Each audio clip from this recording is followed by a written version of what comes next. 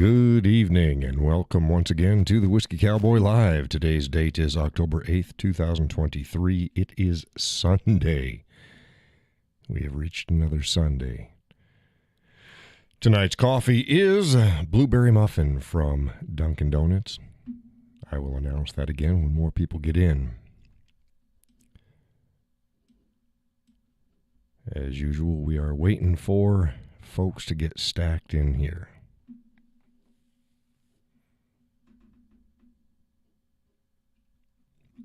Come on in, says the Whiskey Cowboy. We're going to have an interesting bunch of stuff to cover tonight and see where the conversation takes us. Wayne has joined the show. Good evening, my friend. Hey, Wayne, how you doing? Welcome to the show. Hey, is this the first time that you've made the show?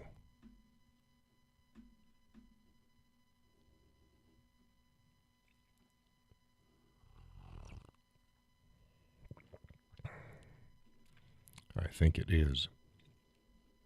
It's great. You came up on the chat. He says yes. Fantastic. Showing. I'm trying to. Yeah. It's showing that nobody's watching the show. Well, evidently somebody is watching the show. That's another great thing about these modern technologies.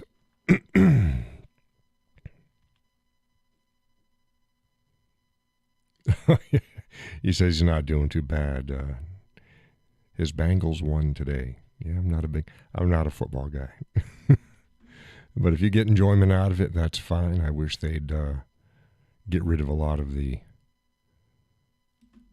socio-political hogwash that's been going along with it.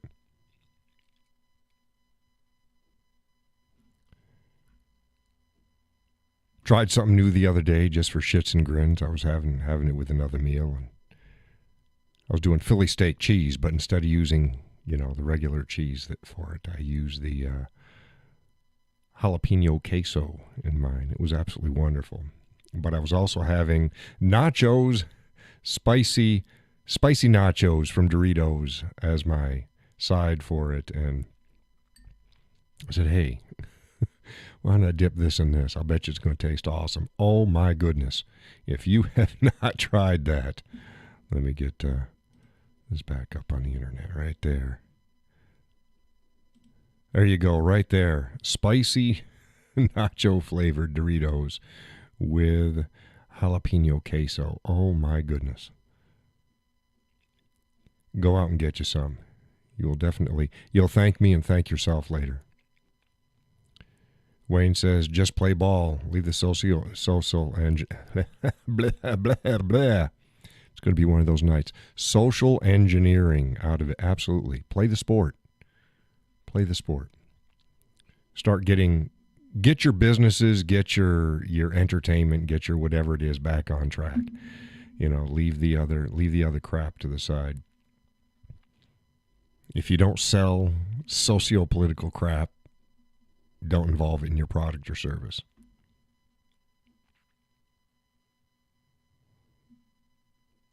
Waiting for other folks to join in tonight. Again, the coffee of the evening is blueberry muffin from Dunkin' Donuts brand.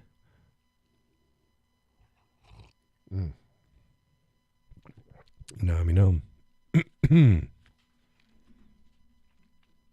Okay, what else we got going on? We got some hot topics, but I'm going to wait till it loads up.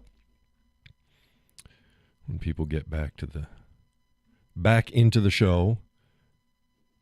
The ATF is now trying to stop the importation for civilian use of ultimate training munitions, UTMs, training munitions. Now, they have no problems with police and the military using this stuff. They're basically... Let me get a picture up here for folks. They're basically this is one of several that they sell, but they're all along the same ideas. They're a marking round. So think of paintball on a mini scale, but that you can use in the actual firearms that you're using with minimal to no, depending upon the type of round it is, modifications to the firearm. So it makes training realistically force on force and unit tactics much better. Yes. Simulations, as Wayne says, we used them in the Army. Right. Like I said, and they finally made their way to the civilian market, and the ATF sent them a letter that they cannot import them into the United States for civilian use. It's like, no, fuck you. As I pointed out in my post about it, the government and anti-gun people are doing everything they can to neuter the Second Amendment and what its actual use is for. Same way as they like to make wearing body armor illegal and owning body armor illegal. No, stop that. Now, if you commit a crime and you're wearing body armor, I have no problem with an enhanced sentence on that. I don't have a problem with that. But to then try to prohibit law-abiding citizens from using what is in their best interest to protect themselves, because it's not an offensive tool, it's a defensive, has nothing to do with preventing crime, because criminals don't obey the laws anyways. You are just disarming and trying to make your citizenry as vulnerable as possible, giving both the actual criminals and government that is hell-bent on stomping on the rights of citizens the utmost advantage. And that's all it is. There we go. Hopefully by next Sunday, the new studio will be up and running. What I think I'm going to end up doing is, for you folks, is going to look about the same. But I'm going to have, on either side of me, I'm going to have a bookshelf over here, and I'm going to have a bookshelf over here with the flag in the background as well. So you'll see that. I have to determine how much of it you're actually going to see on the show. It's not a problem with everything else, because when the signal sends out, like let's say I'm on somebody else's show, I'm a guest on them, I send them the raw signal, and it's a lot bigger, so they'll be able to see more, and then they can crop it into where they want. Basically what I do here. I'm cutting off on this, I'm cutting off a little bit off the bottom, a little bit off the top, and a couple feet on the sides.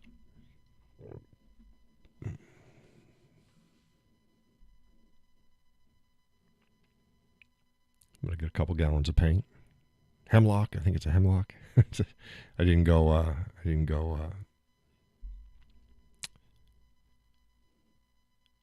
the hell is it? It's not OD green. It's we had talked about it the other night on the show. It's a grayish green. It's not OD, but it's a grayish green. Man, I got something in my eye. It feels like a finger. But yeah, it's in the same. It's in the same family. So white trim, green walls. At least two separate filming areas, which will be the studio for the show and the interviews. Bringing back again, I'm going to bring back Breaking Leather.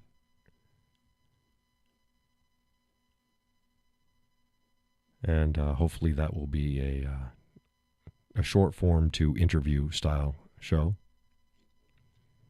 And of course, I have the quick draws. Those are the 60 seconds and shorter videos. But once I get everything set up, that's fine. Right now, it's just a pain in the rear because I've got everything set up in the audio studio, as I pointed out, is in my weight room, but it's in one corner. It's not set up for video. So I have to put up this and keep up this backdrop.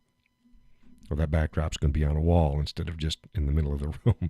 So there's a lot. It's a logistical issue in space and keeping everything where it needs to go. It'll be much better in the dedicated studio. So again, hopefully by next Sunday, I'll have that up and running. Wednesday show should still come on time because I can still do that here.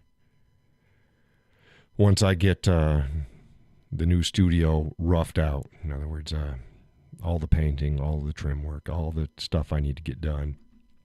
Then I bring in all the equipment, arrange it, see how it's going to go, set up the backgrounds.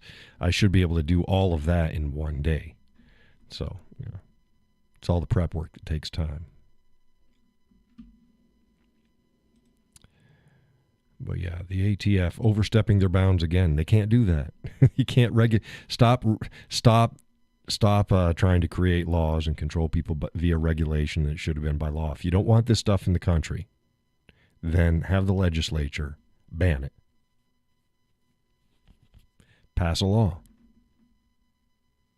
But there is no legitimate reason why civilians should not be able to have the things they need to train the same way as certain places. That community over in Vermont, shutting that guy down for having a training facility. He had enough acreage. They just didn't like that shit in their community. So they shut him down. Well, how are you supposed to have a well-regulated militia if those who are in the militia cannot get the training they need? And I'm sorry. If you think being a paper target puncher is what gets you to be a qualified militia member, it doesn't. Being able to shoot's fine, yes, hone those skills. But unless you also learn how to shoot while moving and move in concert with other people and under some sort of a stressful situation, you're not trained. You're not well regulated. And that's what well regulated means. It means in proper working order. And what they're trying to do is they're trying to limit the ammunition. This isn't the first type of ammo that they've tried to limit.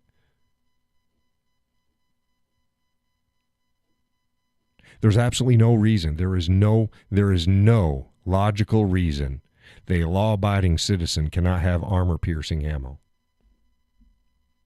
None. Unless you're a tyrannical government that doesn't want the ammo to be able to pierce your armor. None.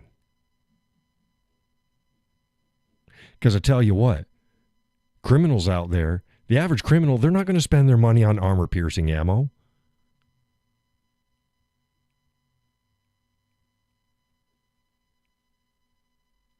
They don't need to go all super fancy. Most of the mass shootings are done with pistols. A lot of the mass shootings that had a pistol and a rifle with them, the rifle wasn't used. Pistol was used. Good evening, Laurel. Welcome to the show. So tyrannical government and the stupid left want to equate things that aren't even real. It's not even real. Oh, high crime rates. Oh, look at these are all the firearm deaths. Oh, the number one cause of deaths of children in the United States is firearms. Actually, it's not. But okay, let's go with that. What are those deaths? They're primarily gang-related in just preteen up to 19 to 20 years old. And it's amazing that for gun stats, they like to go up, I think it's 21 or 22 years old, they include as children. Isn't that nice? Hey, Donna, welcome to the show. So they're fudging the numbers. So you go, okay, out of this whole group that's causing all of this death and destruction, who are they? Who are they? It's not Bob Smith, white Bob Smith in rural Idaho. It's not Barbara and Betty McAllister in Pennsylvania. It's T-Bone and Pookie in the inner cities. That's doing it. And those are the exact same people that are bitching about firearms deaths and law-abiding citizens exercising their rights. They're the same people that are protecting Pookie and T-Bone. Got to be nice to them because they're doing things because it wasn't them. It's some social pressure. Really? Really? You really think that? You're fucking racist if you think that. I think it's a cultural thing. Yes, found primarily within a small subsection of our population. But it's cultural. They can control themselves, just like everything else. They don't need to be knocking up every girl that's going to spread her legs, and every girl doesn't need to spread her legs. Stop it. It's a cultural thing. So you're encouraging all this shit, and you're encouraging thug worship and thug mentality, and snitches get stitches, and don't assist the police. Now we got another thing. What's even worse, now we got a police force that ain't worth a shit in the country either, except for in certain locations. It's like, oh my God. Before we had to deal with it from both ends, from one end more than the other. Now look at what we've got. What a mess. And the answer isn't further infringing upon the rights of a law-abiding citizen. It's not the answer. Never is the answer.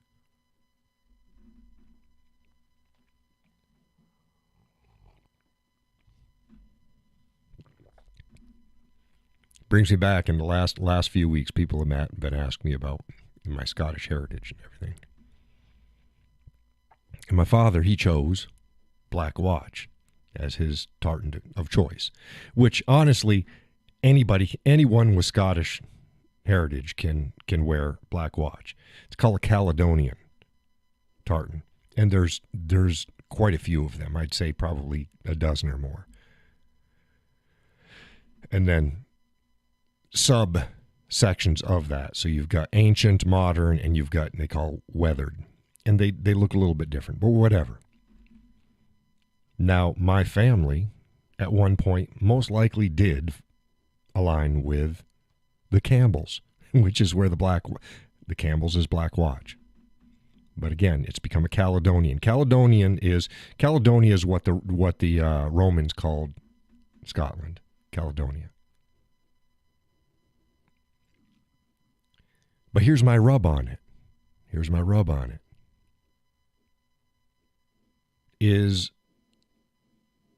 Black Watch, which was also the Campbells, was also associated with military, the Black Watch, that went in to disarm the Scottish citizenry.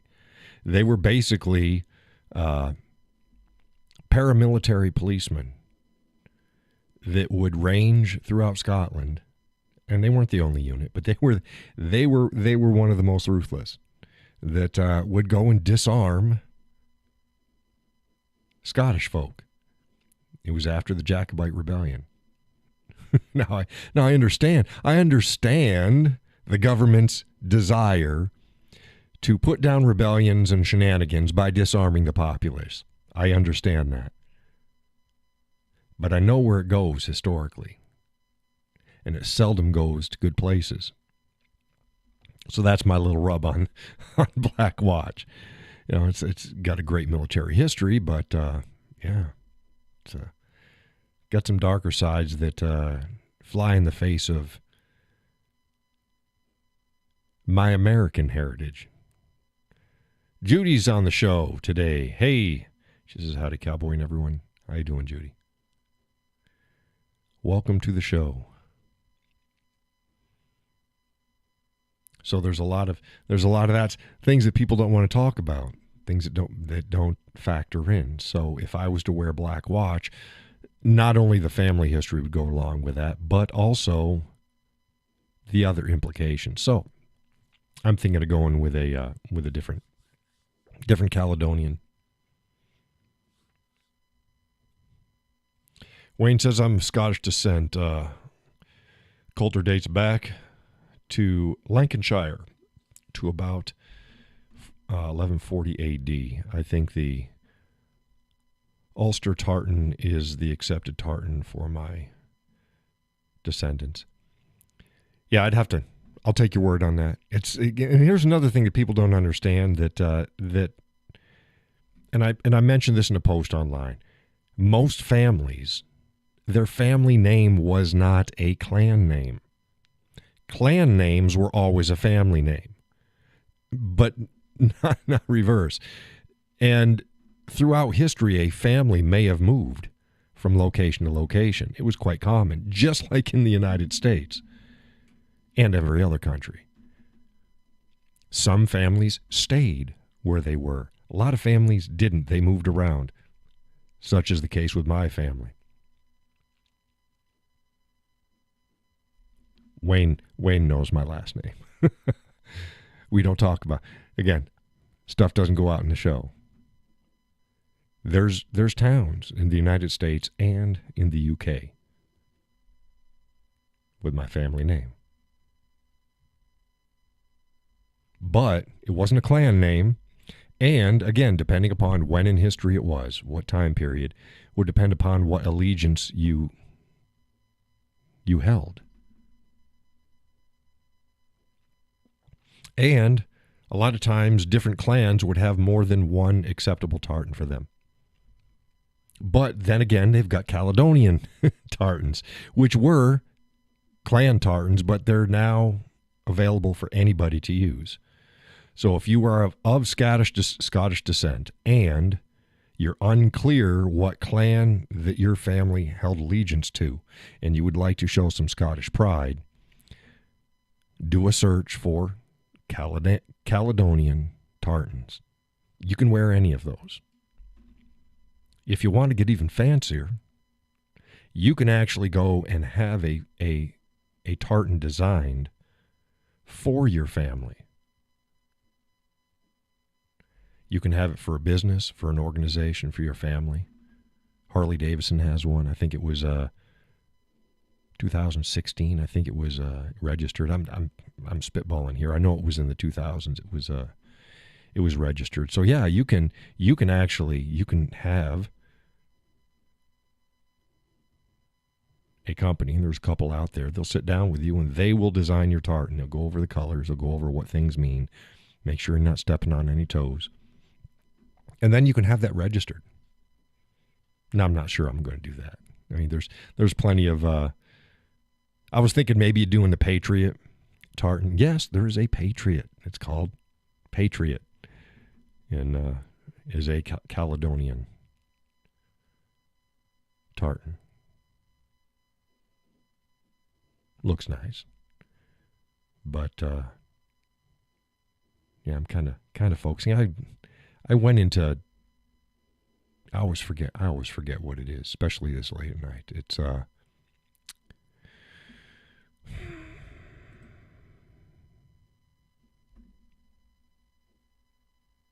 something moss, something moss, and it's northwestern Ireland. There's a string of islands, and they're supposedly magical islands. The people live on it too, and that's what this particular tartan was from. Grays and greens. That's me. Grays and greens. Black watch is fine, but it's got some blues. Blue and green, and then whichever comes out depends upon what you're wearing. You'll notice it, and lighting, but very blue.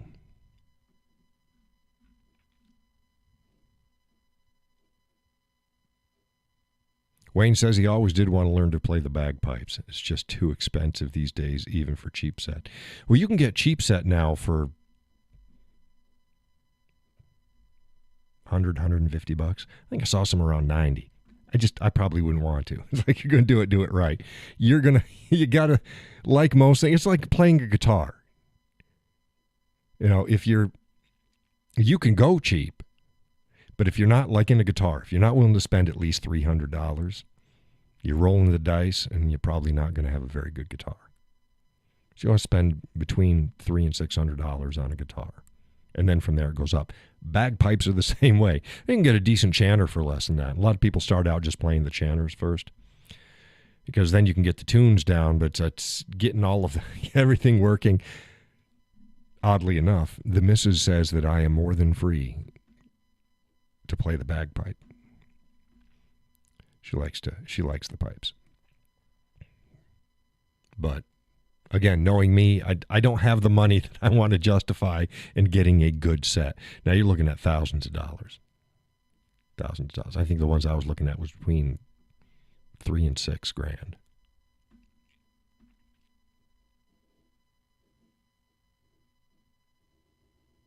Wayne says, too true. My brother is into tribute bands, and he has what he calls his wall of guitars. Yeah. I mean, here's an interesting fact. You can get a better cheap electric guitar than you can get a cheap acoustic guitar, because they've got electric guitars out there right now that Hell, they're well under $100 for the guitar. And I've watched the reviews of it, and it's actually it's pretty good. I mean, you can tell the difference, but it's not a piece of shit that you can't play. It's like, wow, this is pretty good. Now, sub 100 acoustic guitar, you have a guitar shaped toy is what you have. You don't have a guitar. So you got to play. You got to get $300 to $600. Otherwise, you're just the action is going to be too high. It's not going to sound good. It's going to be harder for you to learn how to do what you want to do. You're going to be dissatisfied in your playing, and you're going to give up. So what I always suggest people, if you don't have $300 to $600 to get an acoustic guitar, if that's the way you want to go, don't do it. If you have that much, you're going to be able to sell it easy. You don't have any problem selling your guitar. Now, electric guitar, even though you can relatively start out less expensive with an electric guitar, you need more than the guitar. See, that's the rub there. You need more than the guitar. At a minimum, you're going to need a modeling amp. That's what I use. Now, I'd like a pedal board and tube amps and stuff like that, but the modeling amp fit my needs. It's a Fender Mustang 50. I think 50. I think it's a 50. And it's nice. It does what it's supposed to do. I can equate the sounds of many different types of amps and many different types of pedals. The only problem is it takes a long time to set my stuff. Where if you have a pedal board, you just turn on and off and up and down your pedals that you want, and you're done. But yes, so there's other expenses with that as well. So it's like 6 of one, half a dozen the other. If you have an electric guitar, spend more, if you can, on your amp and pedals than you do your guitar. You get more use. You can plug up a relatively entry-level, but good quality, but entry-level electric guitar into a good setup, and it's going to sound much better than vice versa. Kind of like camera and lenses. You want a good camera body, but you put crappy lenses on your good camera body, you're going to get crappy pictures. You put great lenses on a mediocre camera body, you're going to get awesome pictures.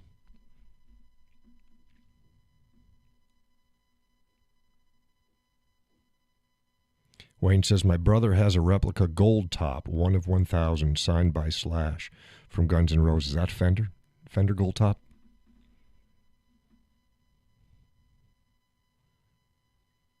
It's what? 70s or 80s vintage setup, something like that. Correct me if I'm wrong. Going by memory here. Yeah, that's what I thought it was. That was mid 70s to 80s vintage. I think funny calling that vintage now.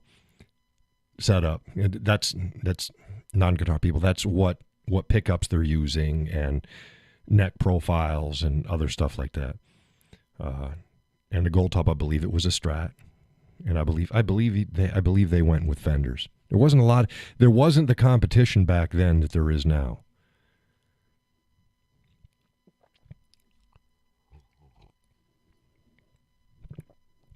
Let's find out.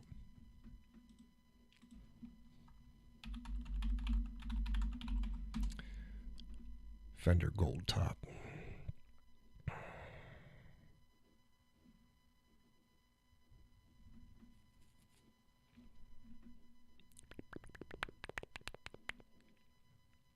Okay, most of them coming up are, okay, because they did have them in Strat. Showmaster gold top. A lot of these are Telecasters. There's a difference in pickups and stuff like that between a Telecaster and a Stratocaster. For visuals for the non-guitar people, a Telecaster has the top that just comes down and has the horn on the bottom, the cutaway on the bottom. So we call it a single cutaway. The Telecasters has a cutaway on the top and the bottom. Wayne says he's into guitars. I'm into guns. Preferably World War II U.S. stuff. Yeah, they made the guns different in that era. You're looking at World War II in through Korea. Well, Korea, they used most of the World War II stuff. I'm trying to think. They didn't really start. They fixed slight things between World War II and Korea and then on. But then there was the major switch. I believe it was actually started pre-Vietnam War. People don't know about it because it didn't come to fruition until the Vietnam War. But yeah, guns made differently.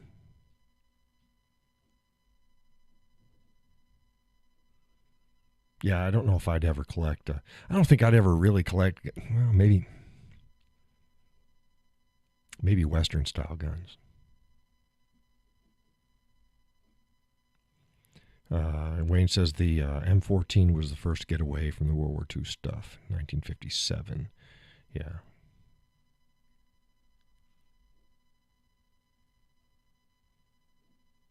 M14. I would say what? That'd be one of the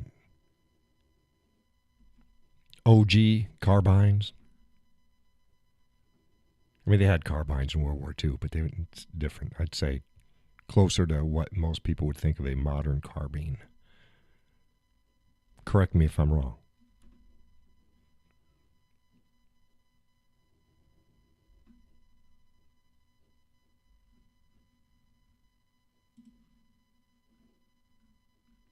Like I said, if I don't know, I'll say I don't know. If I think I know, I'll say I think I know.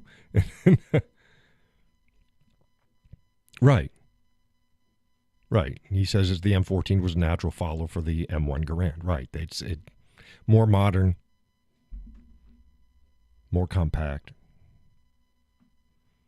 Where the M1 Garand was a traditional long rifle.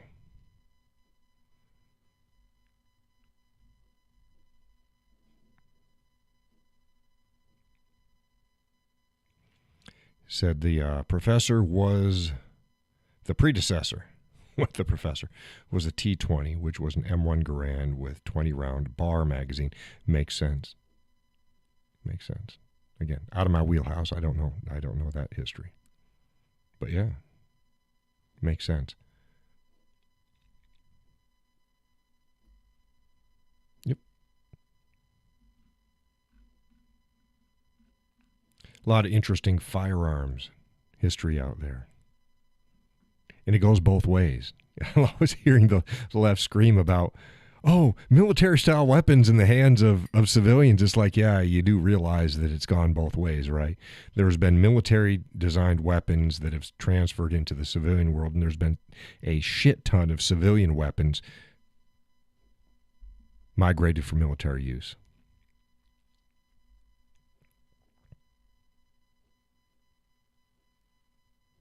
So the M14 followed that and was chambered in 7.62 by 51 NATO. Yeah, the 7.62 is a good round. 308 for you civilian people out there. It's a good round. They've got boutique rounds. Yeah. But an all-around, if I was going to pick one round that I could only have one, just one, it'd probably be the 7.62 or 308. Now, if there's places out west, people go, you can't reach out there. I don't live in the West. I don't need to reach out. And the 308 will reach out a good ways. It'll reach out a good ways. But yeah, I don't live in an area where you're going to be taking that type of shot. Right. The AR-15 was civilian design. It was adapted for military service. Yeah. Oh, and the first M16 AR. It looked like a toy. It looks like it looks like if you just leaned up against it, you'd break the damn thing. Donna says 2506.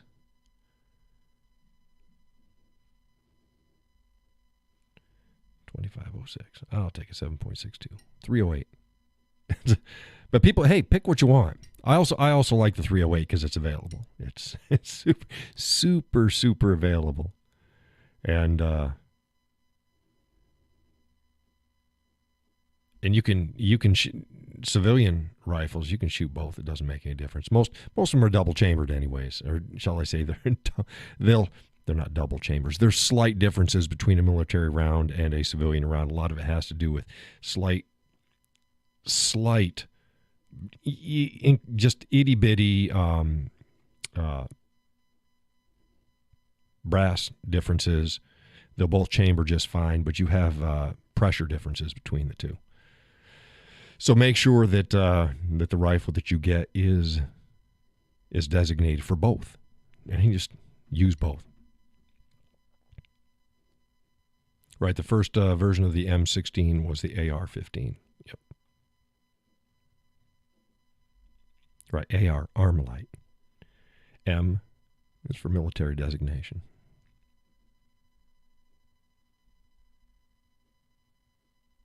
Yep. So the first contract for 8,500 M16s went through the Air Force, had AR-15 on the receiver. Yeah, wouldn't doubt it. Wouldn't doubt it at all.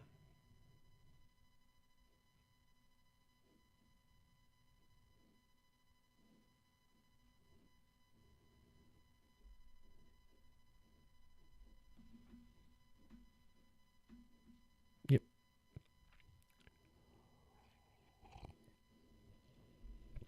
Yeah, I went through basic training with an M16, A1. Got to my first duty station. Shortly thereafter, got an A2. Wayne's probably about the same. We serve roughly the same time periods, roughly. Saw the Jeep go out. Hummer come in. Humvee.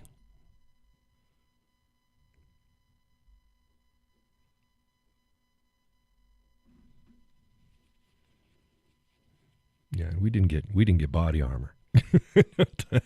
Body armor. What the hell's body armor? Body armor came later. Yeah, and the M4 Ford carbine. Yep.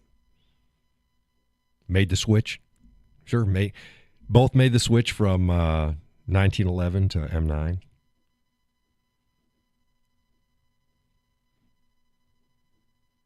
I was telling people, oh yeah, what's your daily carry? What's your EDC? I said M9.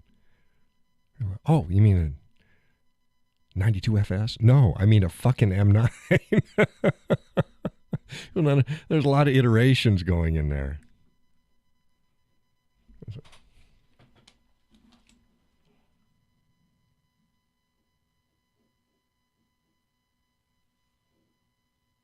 Okay. Cover up my serial number here. I don't know if you can see that. See what it says right there? I don't know. You might be able to see that.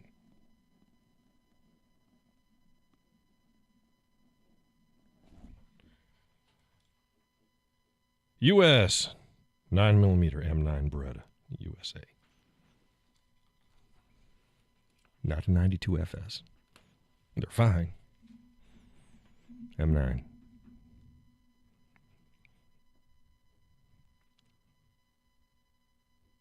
Yeah, frag vests. Yep. And the Kevlar vest. Yep. Yep. I sit down and I talk with my son sometimes. We talk about the evolution of the equipment. Judy says she saw it personally. Well, yeah, Judy's watching it on a 732-inch screen. But yeah, did it come in focus? Should have said 9mm M9. Not 92 FS.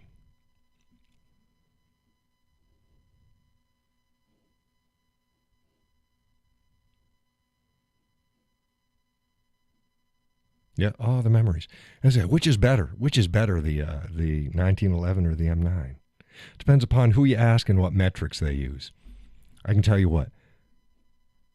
If I had ball ammunition, I want the 1911. If I'm just want to do accuracy and how much I can shoot, I'll do the M9 every day. The great thing about civilian use with the M9 is we get to choose our ammunition.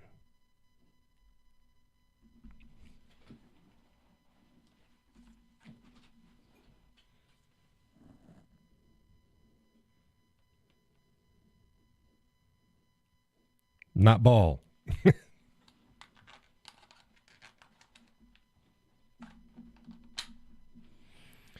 Spear Gold Dot. Semi-jacketed hollow point. Plus P.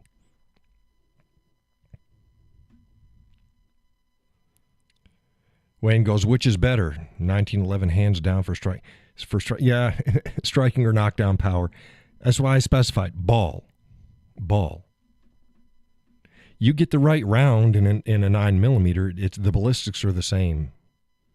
They're modern ballistics for all of them are so close now. It comes down to shot placement. So that's why I tell people, get the right round. Right. He says use ball for target practice, hollow points for defense. Exactly. Same way. Which one is for which? Ball for plinging steel or punching paper. And then my daily carry is semi-jacketed hollow point.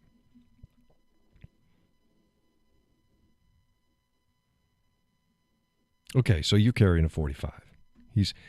Wayne's going 45 with his EDC. Now, seeing there's not a problem with that. It's just that, again, I like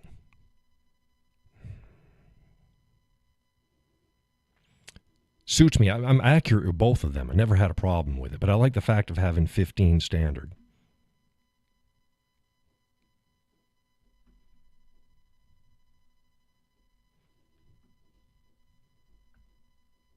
So then you just add, if you have one more magazine with you, you got 30.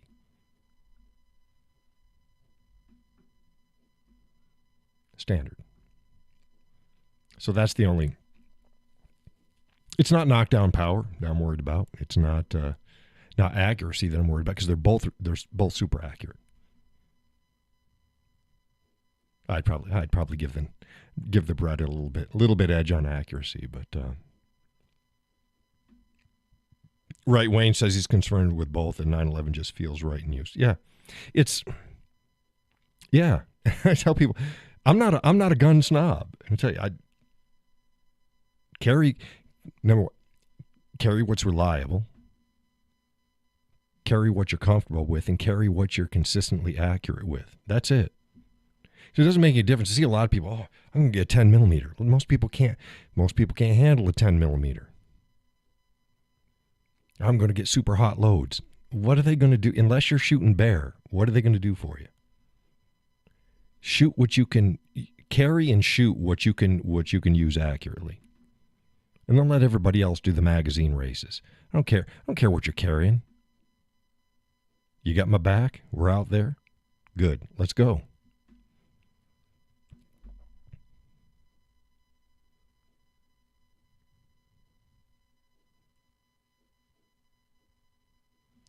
He says, yes, due to the difference in felt recoil, the 9mm is more controllable in rapid fire. With a caveat. Full framed 9mm.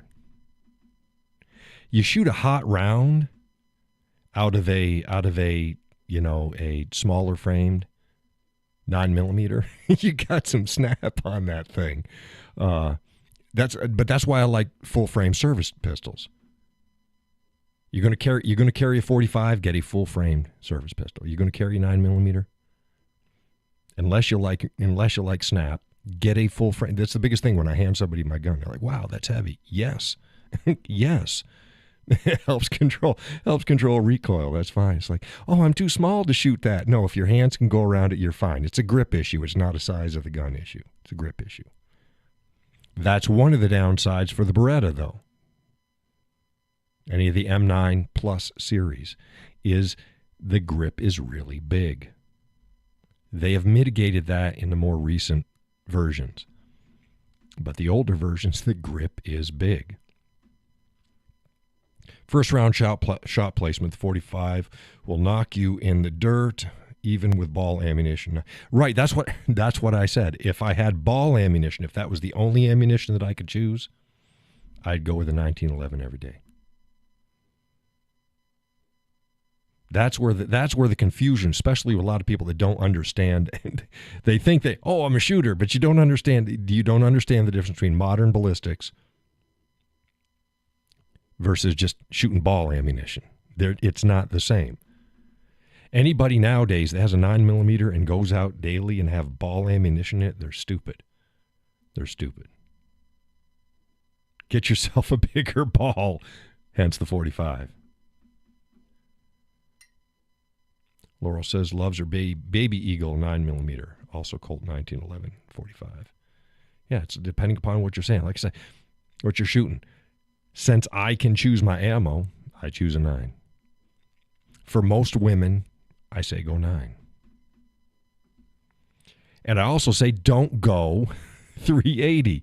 It always makes me like 380 rounds now. Modern ballistics for the modern 380 round is much better than it used to be. For those not acquainted, a 380 is basically a shortened, cased 9mm round. Just it's an underpowered 9. People used to take the 380 because they came in a very compact size gun. Well, you get 9mm now that are pretty much the same size gun. So if it's the size of the gun that you're wearing, unless you have a medical reason which prevents you from shooting a full load 9, don't go with a 380. That's my advice. If you have a medical reason to shoot a 380, shoot a 380. It's better than not having anything. And the modern ballistics are much better on a 380 than they were even 30 years ago. However, since the frames and the actual firearms are now light years better, you can get a 9mm in the same size frame. So go 9.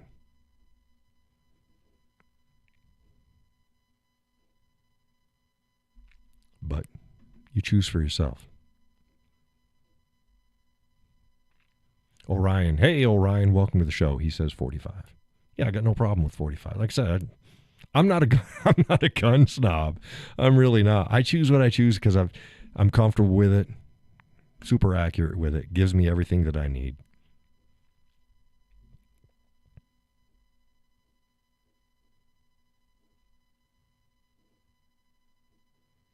Yeah, Wayne lists a bunch of the stuff that he did, and he still chooses the 45, the 1911. It's.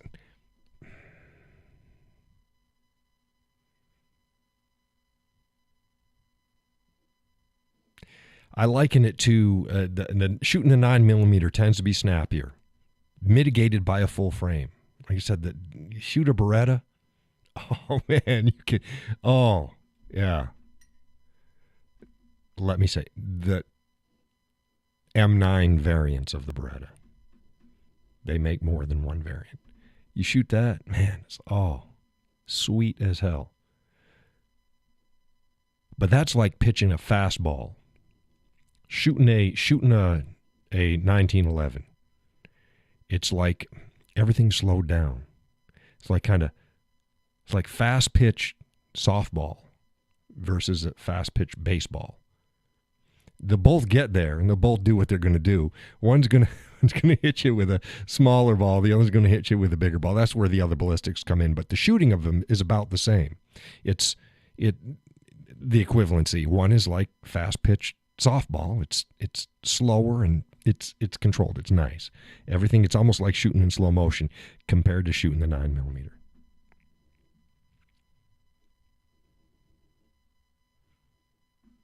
Orion said he actually owned a couple judges. Are you Democrat? He owned himself some judges. It's like, no. SIG M11 as well. They work with CID between the M11 and the M9. I take the M9 being more comfortable, even with the beefier grip. Yeah, I just... Wayne says, oh, snap, yeah. Yeah, the M9 is... I don't know if you can handle the grip. They're fat. They're fat. If you can handle the grip, they're an absolutely beautiful gun. You got to get used to the double single though. It's like, oh, double single. What the hell's double single? First pull, unless you cock it back manually, is going to be double action. The second is single action, and there is a worlds of difference between the two, between a double and a single. But it's smooth. It's smooth. So if you can get used to that double single, it's great. Some people don't like the double single, and I get it. I get it. If you can't adjust to it, then don't have a double single. But most of us that use the double single, we don't use the safety on our Berettas. We keep it off. We use the safety on the old school. See, now you can buy them where it's a decocker only anyways. It's just a decock. You can't keep it on safe. But what we do is we use it as a decock after we chamber, and then we keep the safety off, and we use the double action as the safety. Put it in a good retention holster, you're fine.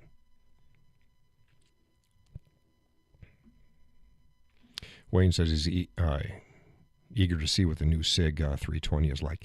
Yeah, SIG's been having some issues. They got some facilities here in New Hampshire as well. I should probably stop in and say hey at some point to them. I'd be willing to give their lineup a try. A couple of them kind of got some sketchy issues. They're going to be working on them. But, excuse me. They got some nice SBR options out there now too.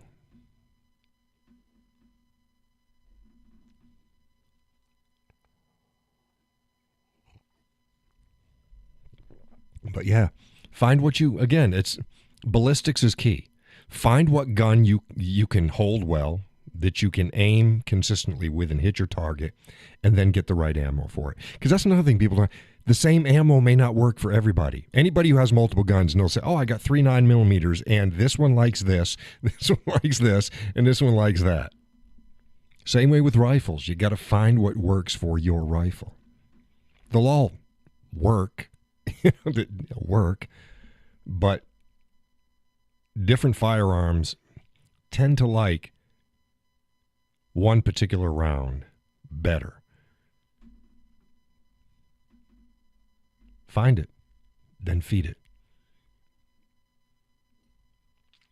Find it, then feed it.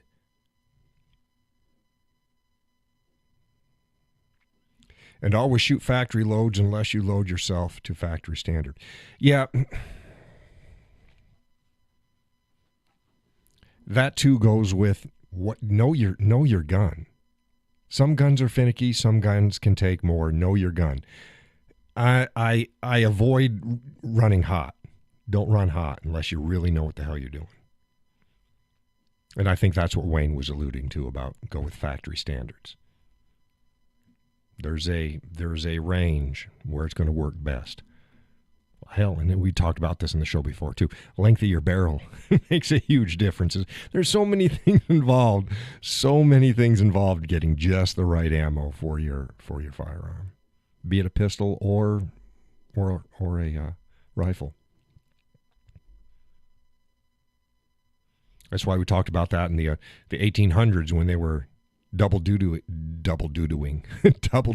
their rounds. You get a pistol and you get a rifle, same exact caliber. You go, okay, maybe I'll run it just a little hot in my pistol, but not much because they didn't have the technology, so you didn't want it too hot. But once you put it in the rifle, you're shooting a hell of a lot faster than you were out of your 4.5, 5, 6, 9-inch barrel.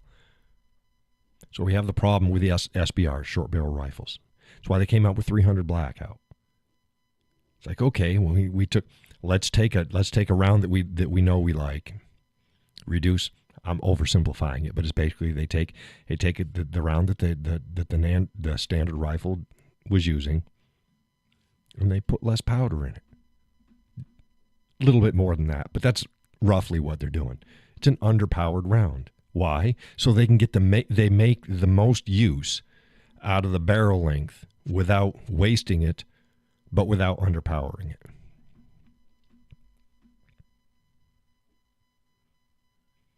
Wayne had his M1903 blow up in his face.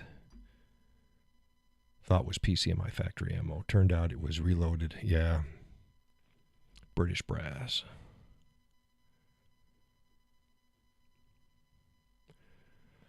Laurel says her husband reloaded ammo. Made a lot of custom loads for several handguns we have. He would custom load for the long guns depending on what he was hunting. Right. See, then you take a lot of things into account. What are you going to be using it for? What rifle or pistol is it coming from? And that's fine. That's fine. Normally, see, here's the thing. Normally, what I would suggest is, like Wayne was saying, you got your factory standards. And then you can reload to make damn sure, because there's variance in a box of factory ammo. There's variance. Now, if you hand load yours, you can make sure that they're damn near the same. You'll have a greater eye on consistency.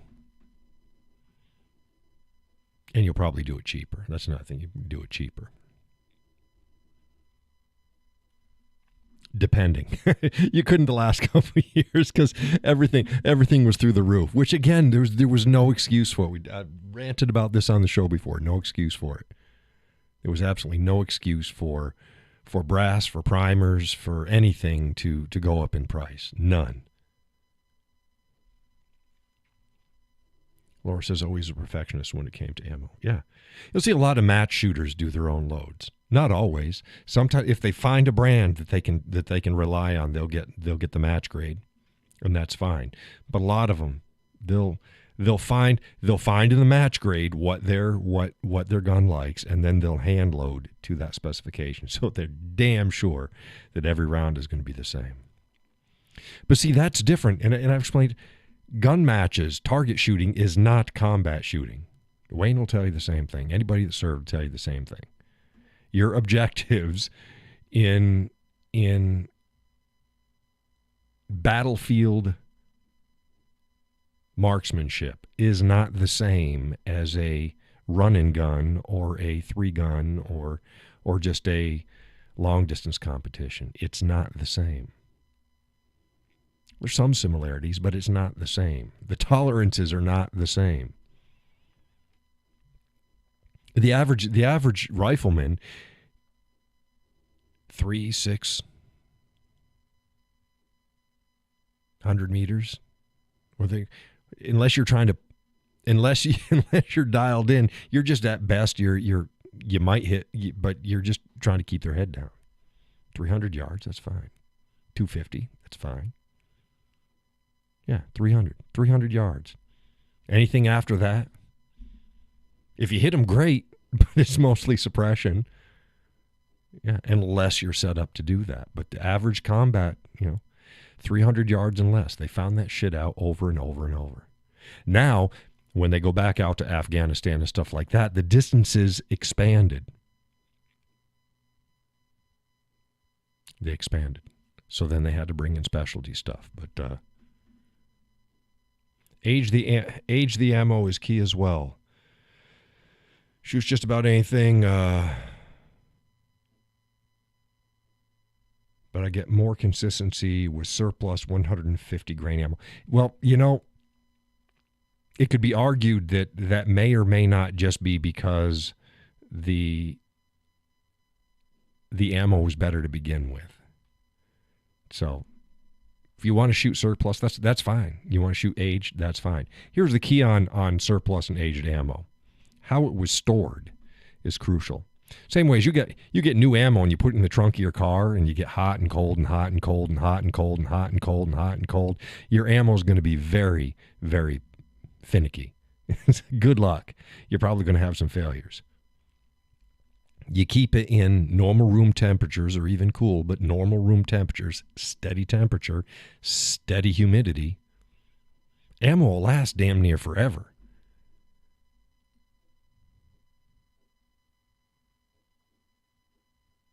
Spring tension. I'm going to dispel this myth right now. No.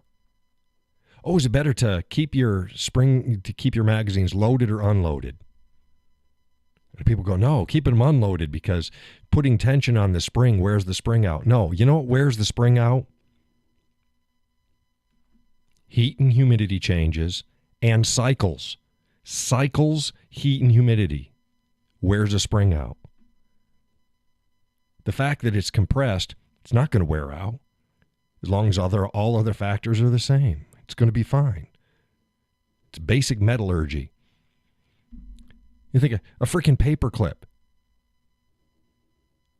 Look at a paper clip. It's basically a spring, but it's a really hard spring. Look at most other metals. What breaks is this. It's this. It's the cycling of the metal. If you bend it like this and leave it bent, it's not going to break. It's the cycling of the metal, heat, and humidity changes. Excuse me. I keep all of my magazines loaded.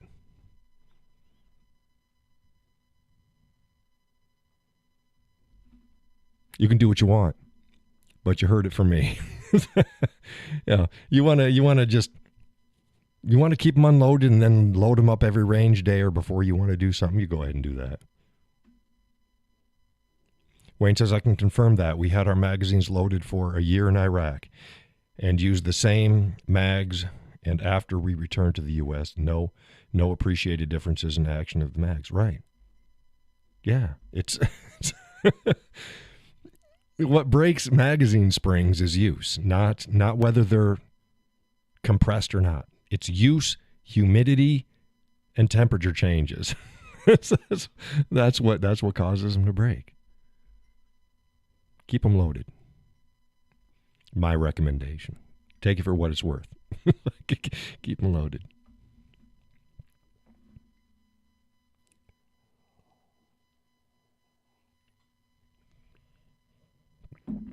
Again, tonight's Pores of Coffee is blueberry muffin from Dunkin' Donuts. No, I am not sponsored.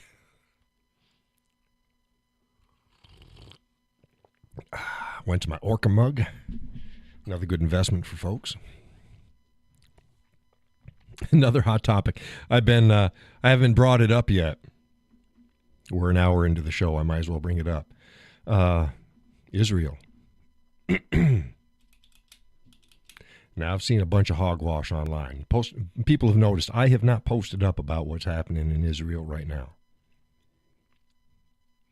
There are, but you are caffeinated. Yes, I am caffeinated. There's a couple reasons why I did not post up yet on Israel. And the first reason is some of us are old enough to know firsthand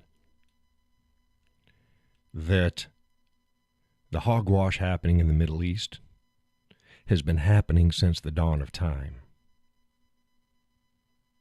See, we remember, in the 70s.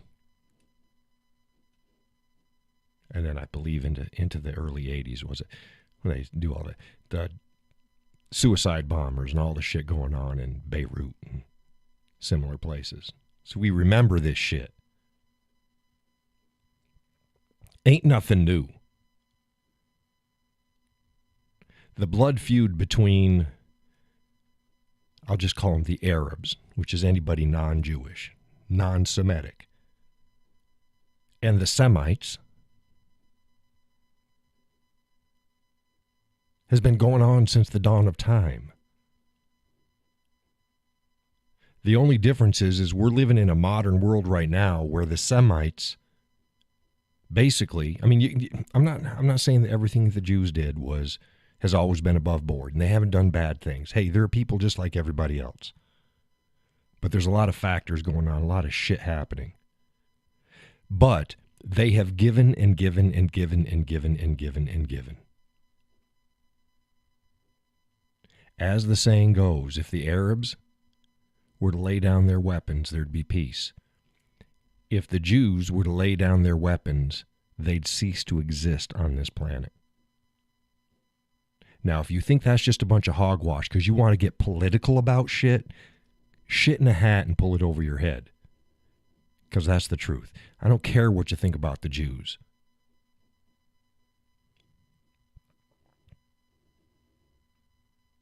I don't care. And again, it's not, if you follow my content, you know I'm a straight shooter. I'll call them out when they're wrong. But I tell you what, sending in lobs of rockets into Israel, yeah, it's a bullshit weak move. And you know what? And the United States government played a hand in that shit. They're trying to fucking play both sides of the deck. They need to stop it. Stop aiding those who would wipe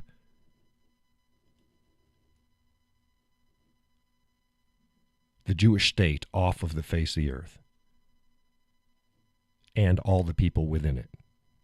Stop it.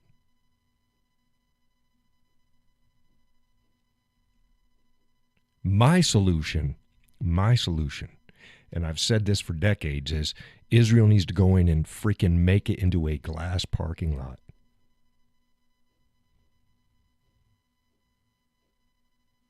Stop this hogwash.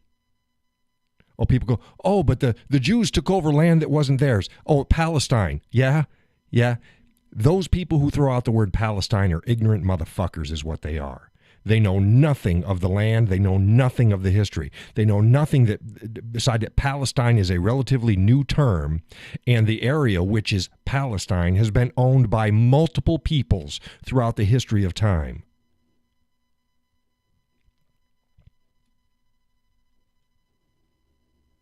Wayne says, if you look back, Israel has never attacked first. It's always been response to an Arab attack. Yeah. I'm not going to... It sounds right. I'm not going to say they never did preemptive stuff. I'm not going to go that far. I'm not sure. But even a preemptive thing could be considered in response to something. They've given and given and given and given. Stop it. But this whole... Nobody seemed to give a shit when other ethnic groups were in control of what is Palestine. They didn't give a shit. They just care when the Jews do. So this is not a whose land is it and who's there and who's not. This is a I hate Jews. That's all it is. I hate Jews. So stop it.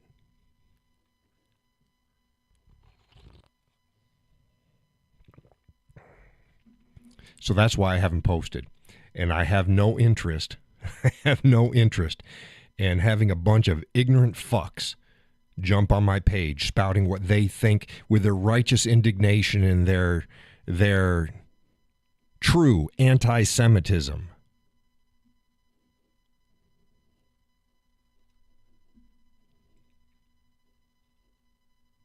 Again, I don't have to justify everything that the Jews have done, everything that Israel has done. I don't have to. They fucked up? Yeah, they have. Name one country over there that hasn't. Name one country on earth that hasn't. Name one people on earth that hasn't. So stop it. You look at the past history, like I said, especially those who follow my content. You're all old enough. You should damn well know. You've seen shit. You've seen the Middle East flare up and then calm down, and flare up and then calm down, and then flare up and then calm down. That's the nature of the Middle East. Most of it are filled with, and do not confuse having money. Most of it was filled with people that have a Stone Age mentality.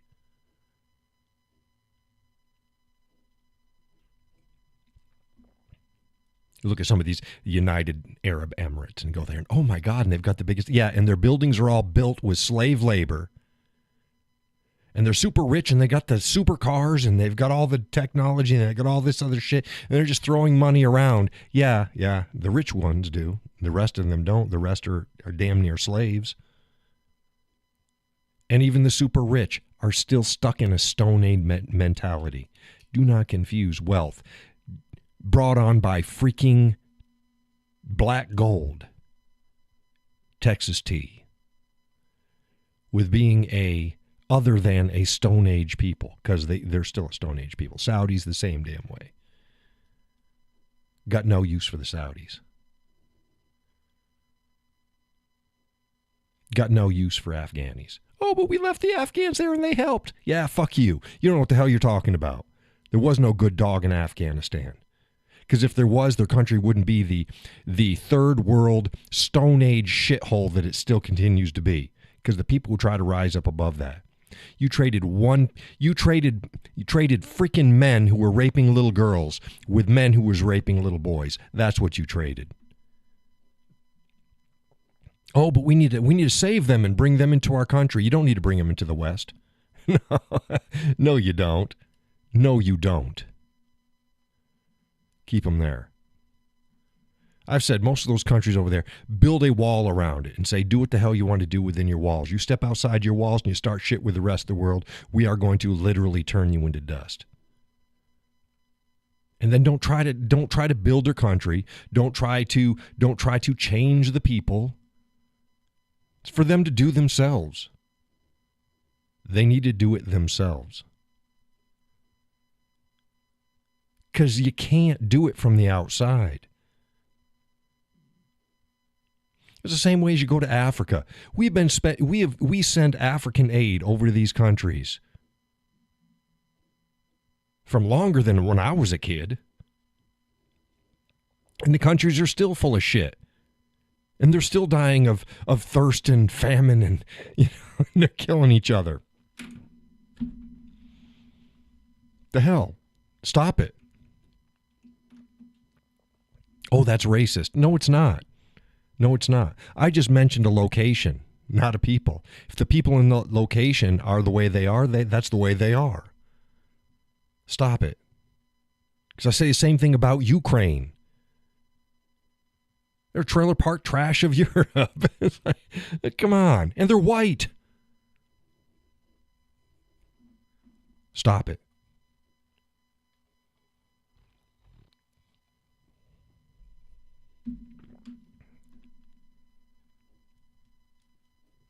Don says kind of like our welfare system. Yeah. Our welfare system, man, that's don't get me started. Don is winding the cowboy up. It's like, welfare, no, I have no problem with giving a helping hand. I have a big problem with creating a system that rewards and encourages doing nothing. We've said this shit too. Just like the whole thing with the we need a universal basic income, because that would give people more time to become artists and do what it's like, yeah. What do you think the welfare system is? That's pretty much UBI. You been inside the hood lately? How many freaking artists and peaceniks are coming out of there, and great technological advancements and great works of art and writing and literature? No, they can't even pick up the fucking trash in their front steps. Wayne says he takes the crank away from Donna. Oh, Wayne. Wayne, this is nothing. It was I was talking with Gus and Sally the other day. And I was getting heated like I sometimes do. And Sally's laughing. She's like, "Have you ever thought about if I could hook me up with the heart monitors and shit like that they have in the hospital, and then we can have that on the show. And then, so instead of where it says where is it? It's right. I still don't get this right there. Where the Zoom thing is, you put the live action. Here's John's heart rate and his breathing and his blood pressure.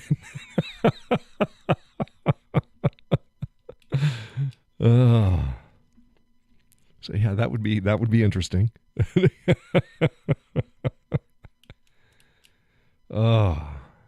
Keeps me healthy. Get the flow. You get rise up and just calm down. It's like working out for the heart.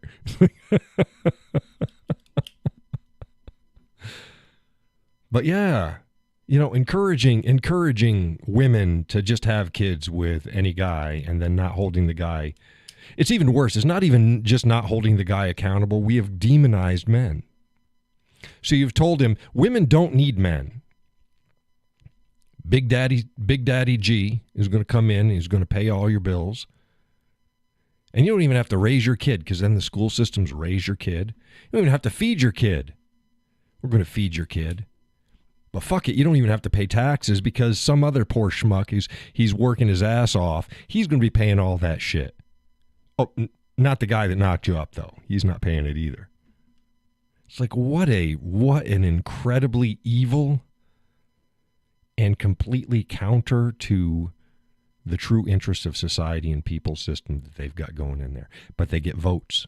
They get votes.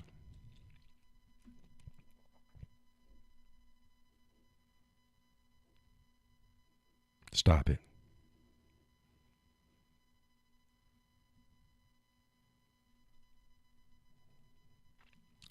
Crazy.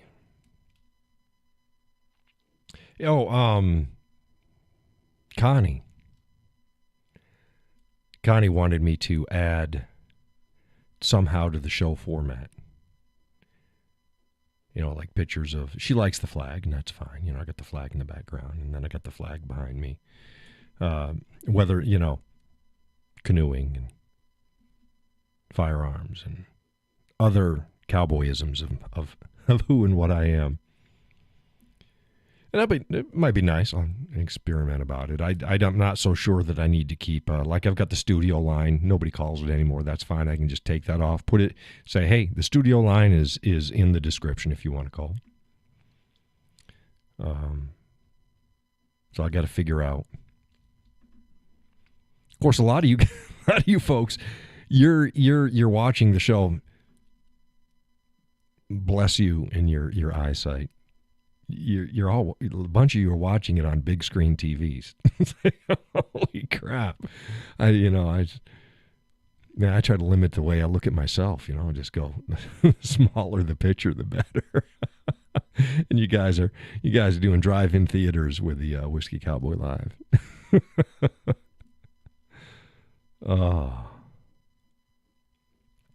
Oh, speaking of that, was I put the trying to think when it was the 4 days ago. So yeah, I showed my picture of me with a tam on last show, because that was only 4 days ago. It was the last show. So Judy says you stop it. Oh, my goodness.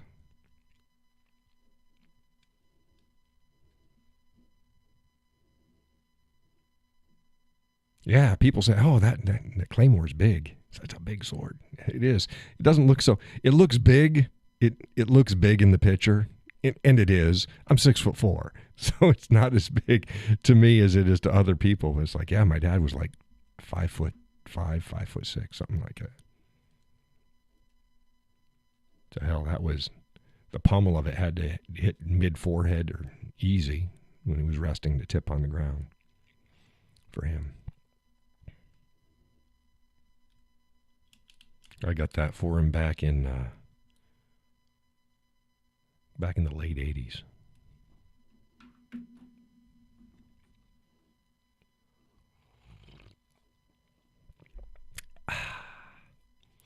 Again, blueberry muffin from Dunkin' Donuts brand coffee. Not from Dunkin' Donuts. I didn't drive to Dunkin' Donuts, but was your mama tall? Not really, but I do have some tall folks in the lineage. There was some taller, thinner folks on the Native American side, Iroquois.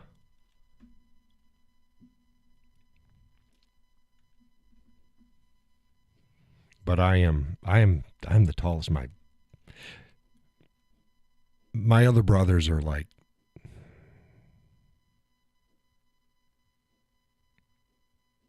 talked to one of them. He said I think he's 5'9". He says, no, I'm 5'11". It's like, he 5'11". Yeah, it's wearing fucking girls' pumps, maybe.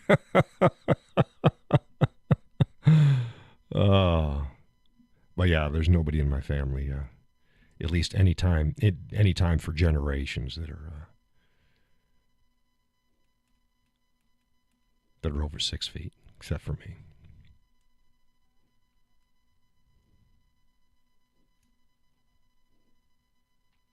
Yeah, and her mother was really short. Her father wasn't too tall either.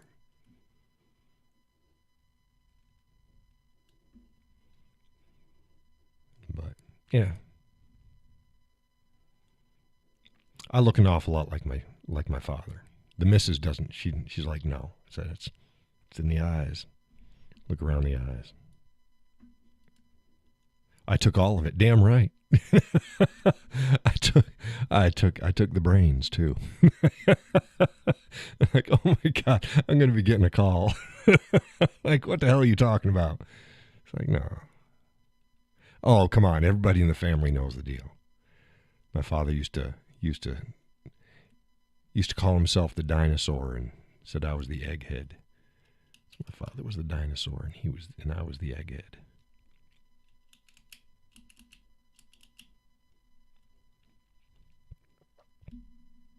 I'm a warrior poet with a bit more warrior than poet, but yeah. I'm artistic. Hey, John said he's autistic. No, artistic. Artistic. Artistic. I'm a passionate man. I'm a passionate man. Fuckers. It's like, oh my God, he talks like a real person. Yeah, I'm a real person. Again, the missus, she, especially when I cranked up the show again, because I did the podcast for a while, and I had stopped it, and then I started the shows up again, and like I said, she generally watches the show the next morning, so like right now she's not watching, she's sleeping. She's in bed. And she'll get up in the morning. Then she watches the show, and she would just start laughing in the other room. She's got an office too, so I got the studio upstairs, and she's got her office downstairs, and she'll be laughing. Like, what? Just you're being you. It's just like, it's so you. It's like, yes, of course, it's me. It's me. It's me. So if you like this, boy, you'd love coming on over and sitting by the fire and having a whiskey. And I wanted my show to be, most of the shows are just so, they're more straight-laced, or they're just, I just wanted something a little bit different for you folks. And here it is, ta-da. We'll get more podcast style, content with the interviews and stuff. But like I said, I wanted to get the new studio up and running before I jumped into that, because I got to get my head straight. Just get my head straight.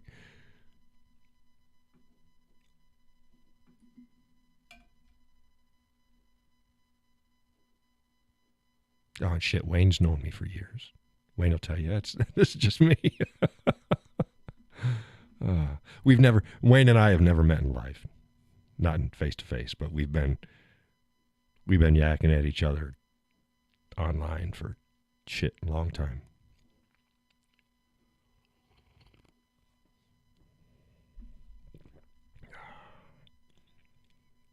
Judy says, I love it. I really enjoy these shows. Well, I like it when more of the folks jump in. You know, we used to have a lot more folks show up at the show.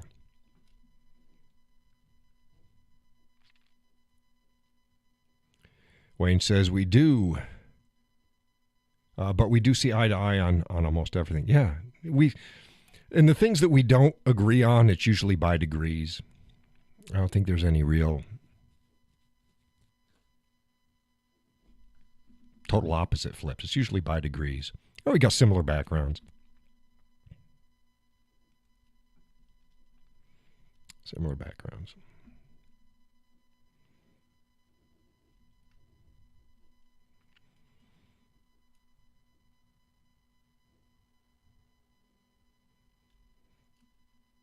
Orion says, can be hard to find the show. Why? And it's respectful disagreement. Damn right. You respect that I'm right. It's like, you can disagree. I said that to somebody else the other day. It's like, yeah, that's by all means, you're more than entitled to be wrong. That's another thing. If you're going to follow my content and talk on my page and stuff like that and do banter, you know, if you truly just, you're on the opposite side of the coin on an issue, it's probably best to just walk on by. But other than that, people are very, very respectful, which is nice because I don't put up with the other games. There's no need for it. Orion says, I don't know, but often takes me several minutes to find the show. I post up online. I post a link directly to the show on Facebook. So all you should have to do is just go ahead and click on that. And then if you're subscribed to my channel, you should get a notification in your email when the show goes live. Speaking of that, folks, I have 2 channels on Facebook. On Facebook, no. Oh, my God. On YouTube, I got 2 channels. I have the Whiskey Cowboy -official. That's what you're watching right now. You're watching on the Whiskey Cowboy -official. I also have the Whiskey Cowboy Life. The Whiskey Cowboy Life is going to have all the other stuff. Driving, whiskey, chickens, apolitical stuff. So the main channel is the Whiskey Cowboy -official, has all of the politics and social stuff. The other one has the other stuff. It might be confusing. No, because with the algorithms, any commentator or content creator out there that has not broken up their channels like that screws themselves. Judy says, I just go to YouTube and it pops up. Yeah, I'm sure it does. Yeah, so just know, every Wednesday and Sunday, used to be 3 times, we've gone to 2 times now. Every Wednesday and Sunday evening at 8 o'clock Eastern time, the show's going to be on unless it's not. And I post up on Facebook if it's not going to be on. Which goes to the next thing. Folks who like my content, be it here or anyplace else, if you would like to help donate to that, there is a shit ton of ways that you can do it that don't cost a dime.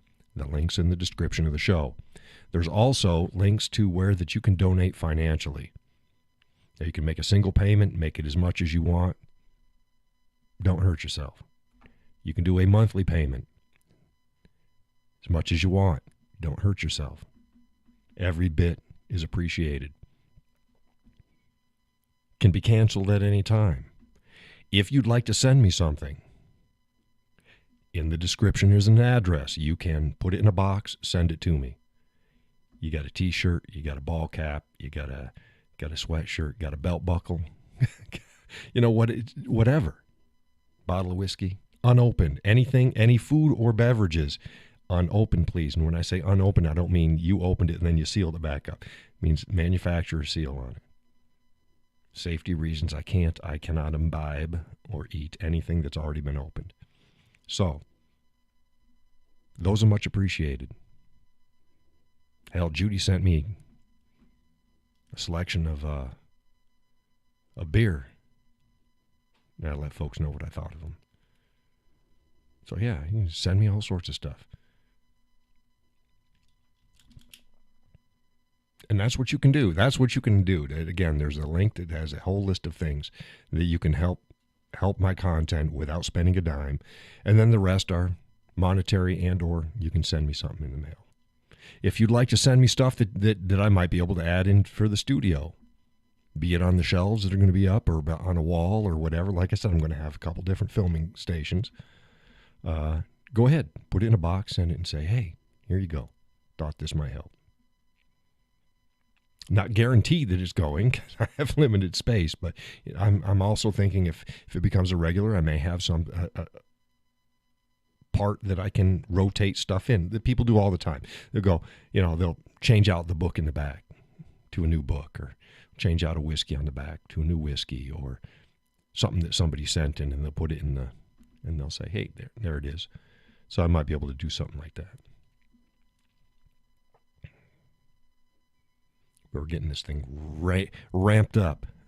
Like I said, I've been slow rolling because I have been busting my ass. I've been super busy this summer. Haven't been on another long drive. Those drive videos? I even got another action cam so we can do it right. Haven't been able to go out. That's what happens when I have to drive to another state for 2 freaking weeks every day of the week. And then you get shitty weather, and it's like, oh man. You want to see God laugh? Make a plan. But we'll get it back on track. We'll get it back on track. Got the brand new video camera we're using right now. I've made a couple of videos already with it. Those aren't the action cams. I got the GoPro 9s. Those are separate. So I'm set up to start cranking out shit. Life just needs to hold off. I was saying, God doesn't give you any more than he thinks that you can handle. It's like, God, please, think less highly of me. Lighten up just a little bit, but we'll get there. We'll get there. This fall, foliage. Oh, sucks. Oh my God. Oh my God. It sucks. The colors are dull. Things aren't changing all at the same time. Some trees are totally bare, and some have crap color on the leaves, and it's not a good fall. Not a good fall. I was hoping I'd make it up through the White Mountains and catch some foliage shots for you, but it's like, man, it really sucks. It's not pretty. Judy says it's finally cooled off there. Been enjoying under 100. Yeah, here we've got, it's weird. The nights get really cold, and then the days are either mild or they've been hot again. We're starting to get cool weather, and then it's hot again. It's like, no, just freaking. When I say hot, yeah, it was under 100. But I'm talking about when you have like a week of 60s and mid 70s, and then you got high 80s, early 90s. That's hot. Wayne says it's all that Canadian smoke. I don't know what it is, but those Canadians need to stop smoking that shit. No, I didn't. I haven't seen much of the smoke here. Now Gus has seen it. He's a tad bit norther. He's a tad bit norther than I am. Holy shit, norther! What the hell is that? He's a tad bit norther. God, what they put in my coffee.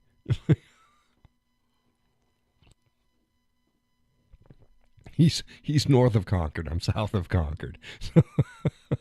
But yeah, he had said he had seen some smoke earlier this year. I didn't see any smoke.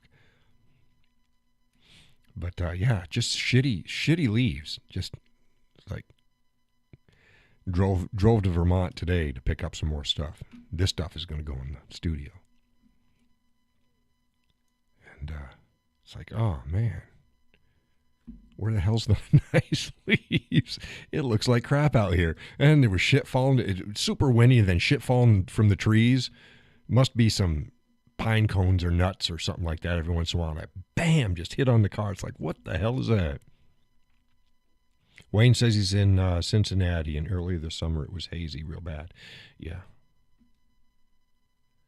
Judy says that's what it's doing here. Been in the 80s, then low 90s, but right now, not complaining. Yeah, no, I mid 60s to mid 70s is where I'd like it right now. It's like, oh, that'd be good.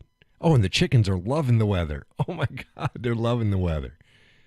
They were not liking the hot weather this summer. Man, they were miserable till it started to cool off.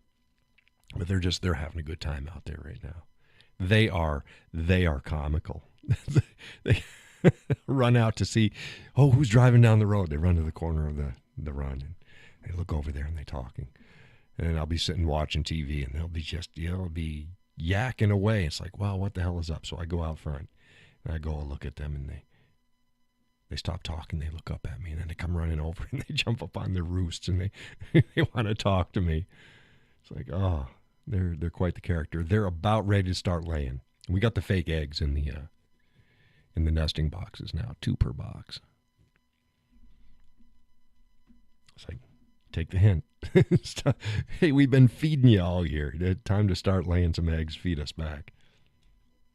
But yeah, they're something. They are something. And we get kids go by every once in a while. Come on up and feed them grass.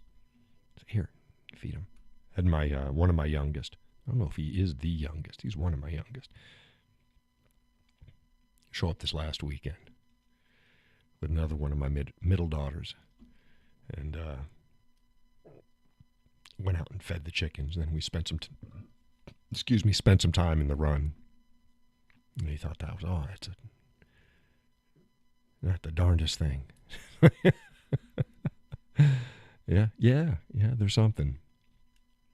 Little dinosaurs. Yeah. So I'll be getting more videos of them and some more pictures and put up. I just been hammered with stuff. The missus is like, don't worry about it. It's like, people will understand. People will understand. It's like, yeah, but let's get some more stuff out for folks. Yipper skipper. Wonder if Gus and Sally have been listening in. Hey, Gus and Sally, you out there? Gus stealths in sometimes. Or he'll catch the end of the show, and a couple days later he'll give me a call. Yeah, I caught the end of the show. It's like, okay. Got to have them over for dinner. The missus already said, okay, we got to have Gus and Sally over. So we'll pick a day and figure out what we're going to feed them, and then have a fire. Sit out in the Frankenzebo and yak.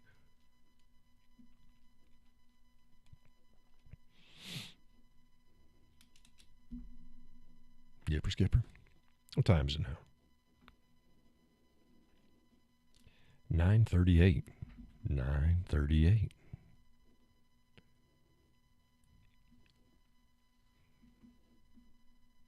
It's 9:38 in Central Europe. You're listening to AFRTS. Is it AFRTS? Come on, Wayne. Was it AFRTS?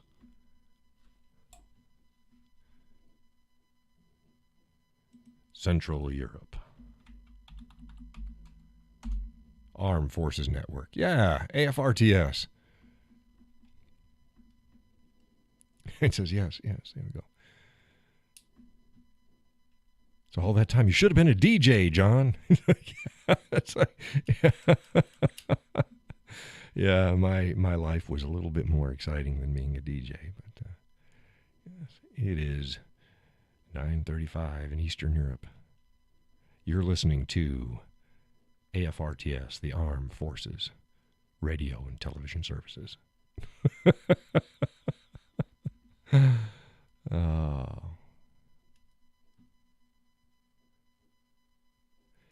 AFN, Armed Forces Network, part of the FRTS, was founded on the 26th of May, 1942.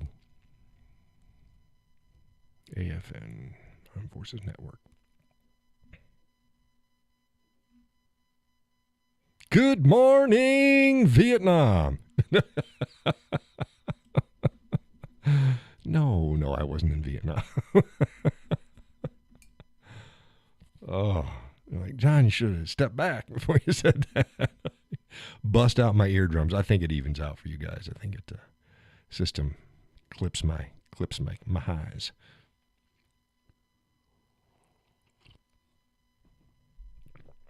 Oh. See, I could do satellite radio because they have places where they do that, but you can do that from anywhere. Give me a country station, country and oldies station, cowboy station. No, no, we need to do what you're doing now. Oh my goodness.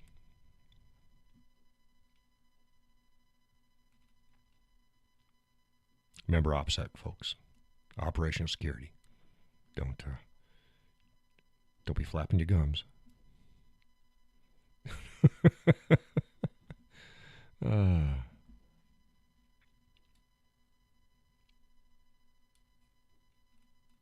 Noise and light litter discipline. Sound, yeah, sound, noise. That is noise. noise, light, and litter. Noise, light, and litter discipline.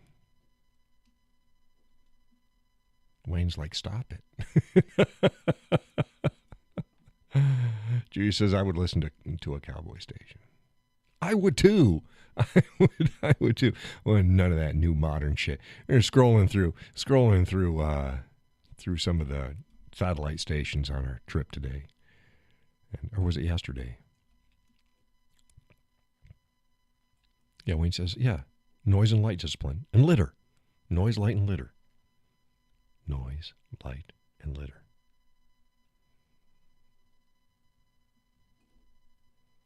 Noise and light are the now. Litter is for the later. Right?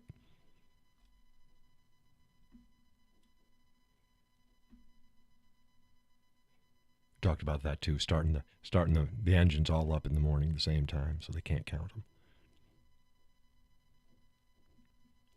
Oh my God, how many are out there? We're everywhere.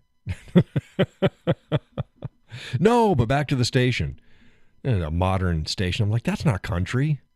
It's hip hop.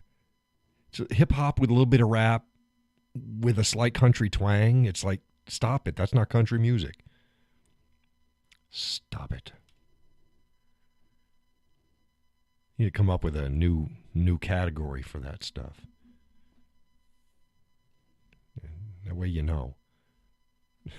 Like, no, you're not really getting country music here. No, it's true. You turn on, it sounds just like dance music at a club or something. It's like, that's not, what the hell? Looped beat and half-assed retard rap. Like it's like, no. Yeah, country music used to tell a story. And it wasn't the same verse sung 30 times. You know, one line sung 30 times. Stop it. Damn right they need to stop it. Stop it. Stop it.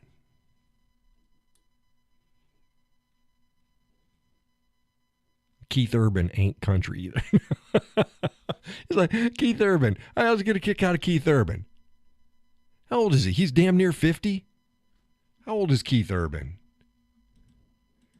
And he's singing pop country. How old is Keith Urban? He's 55 freaking years old with 13-year-old boy haircut singing modern pop country songs. Stop it. Look,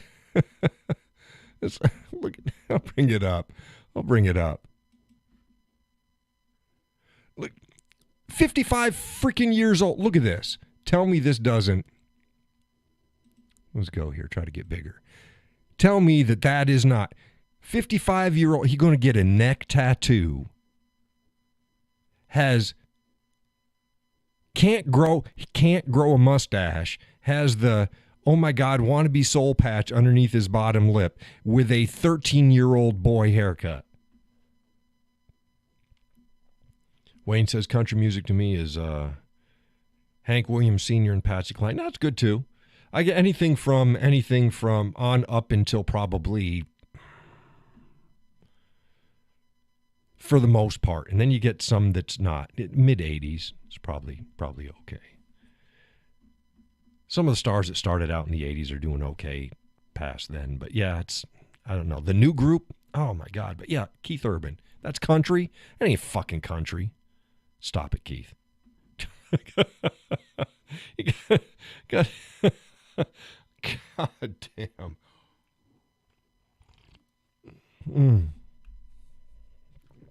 No, really, country. It's okay. Here you go. Here's country. Watch. That's Keith Urban. That ain't country. Watch this. That's country. That's country. There you go. There you go. It's frou-frou. Damn. Make teenage girls faint. 55 years. You're 55-year-old, Keith. Stop it. Damn. I got that.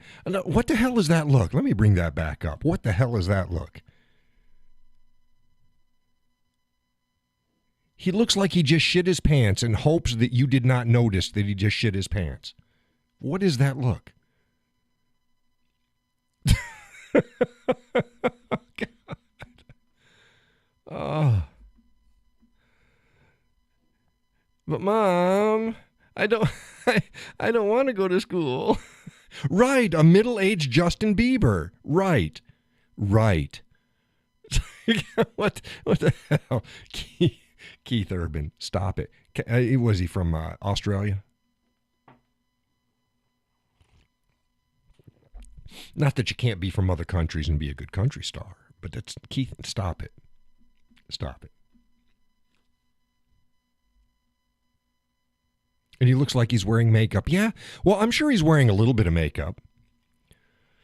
Not too heavy, but he looks like he's wearing a little bit. But, you know, for photo shoots and even TV stuff, they wear makeup, so it's not bad. But again, he kind of looks like he thought that he was going to eke a silent one out, and he ends up shitting his pants, and he hopes that you didn't notice it. Outback music, yeah, whatever. Oh, that mascara. Yeah, I don't know if he's got on mascara. I don't know. But it's just his expression, and that he looks, I don't know.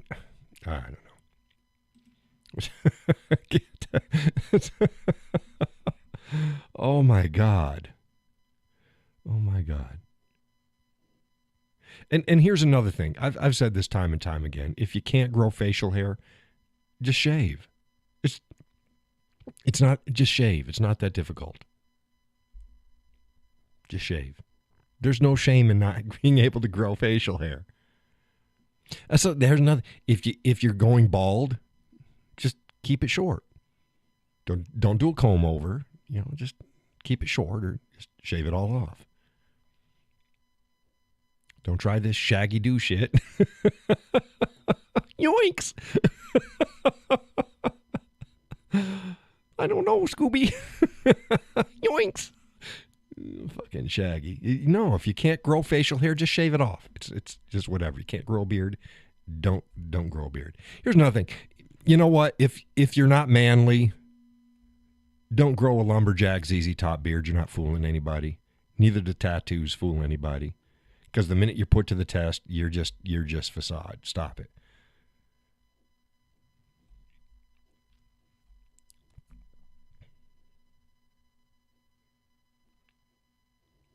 Donna says it was Photoshop. Judy's throwing down. She's getting mad now. She says, I can clearly see it on my TV. We call it spider eyes in the woman's world. That's what she said. That's probably not how she was saying. John's narrating people's comments.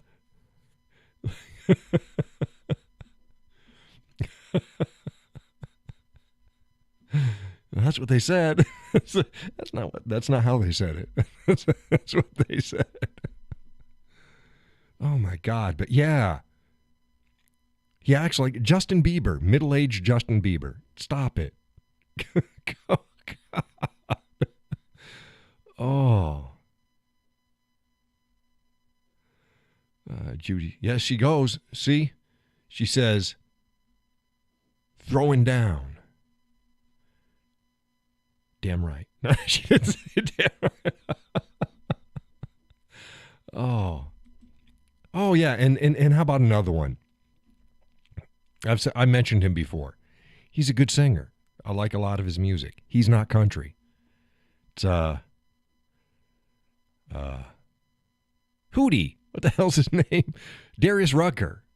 Darius Rucker is not country music. He's not a country music star. He decided he was going to make a country album. He decided he was going to do some country-ish song.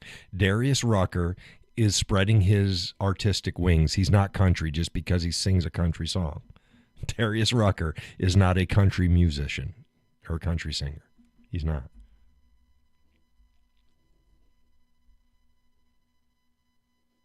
Good music, for the most part. Hootie. Everybody gets up. Don't call me Hootie. I'm Darius Rucker. Damn it, you were Hootie and the Blowfish was the name of your band, and you were the lead singer. I think people are going to think you're Hootie. You own that now. Stop it. Be glad. Hootie. I don't care if, look, if I was Hootie and the Blowfish and someone called me Hootie for the rest of my life, I could give two shits because they listen to my music. Not a fan of Darius, says Judy.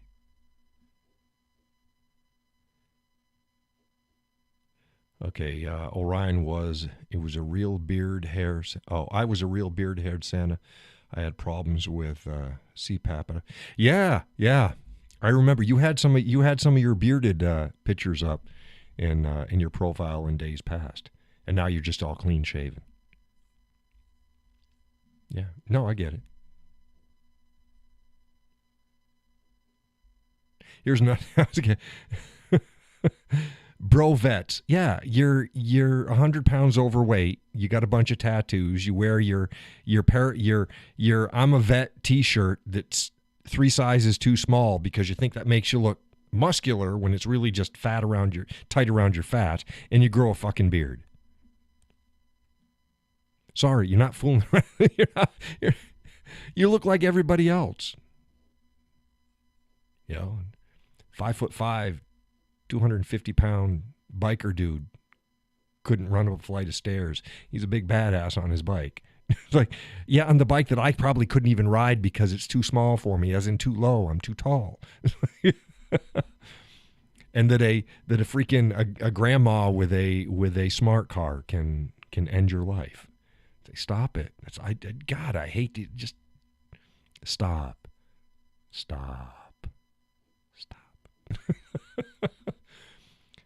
Okay, remember, everybody, it's not sexy. You know, what's sexy is it doesn't matter how big you are or how small. It does. There's sizes and there's norms.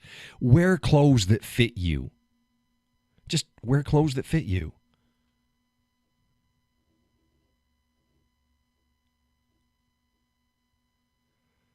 Oh, I do know what Bieber translates into English, don't you? I heard about I can't think of it off the top of my head, but it was funny as shit.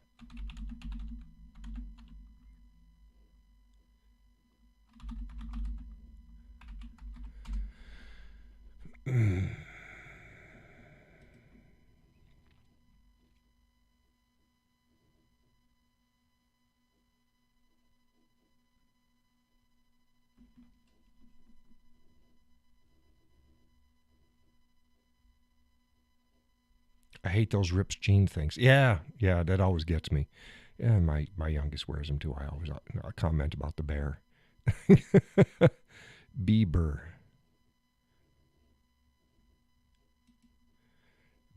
is it's from Ashkenazi Jewish origin, but it's German, but it's not. I don't think it's what most people say. I'm trying to get it. Beaver. They said it means beaver. Does it mean beaver? I thought it meant something worse than that.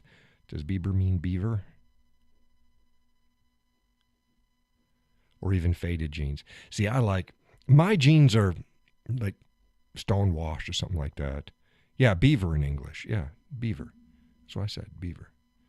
But I like a good. It's so unfashionable. However, you know, you could see George Strait wearing dark indigo blue jeans. You know, dark blue jeans. Most people don't wear them dark anymore. I don't have any more dark jeans. I like dark jeans. Most of them are now kind of like, you know, they're the medium blues and stuff like that.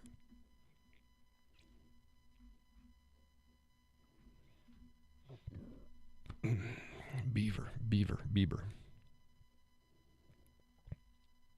See, Donna, she's throwing down again. Donna says, faded jeans are work clothes for me. And Judy says, she says, bitch, I love faded jeans. No, she didn't say she didn't say that. No, I added bitch in the front. It just, it's like, man, John is trying to get these gals going at each other. And Wayne's over in the corner. He's saying, man, these gals need to just. Donna says, throw down. Yeah, that's what I said earlier, throwing down. People don't use that word anymore. Dust up. Can't say dust up. Cat fight. Says Donna. Dust up. Get a dust up. Yeah, throw down.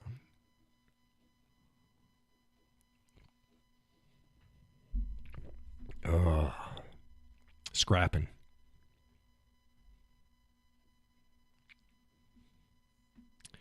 You're scrapping. You people are crazy. You're going to get me in trouble.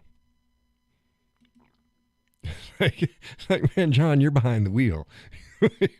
you're behind the wheel. Anybody getting anybody in trouble? It's John. John's getting everybody in trouble. Donna says, love you anyways, Judy. Judy goes, LOL. No, she didn't say LOL. She says, look, Cowboy, you were getting me in trouble. Donna is gonna be mad at me.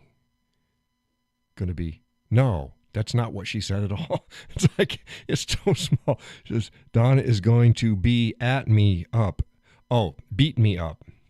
Beat me up. So she even said it wrong.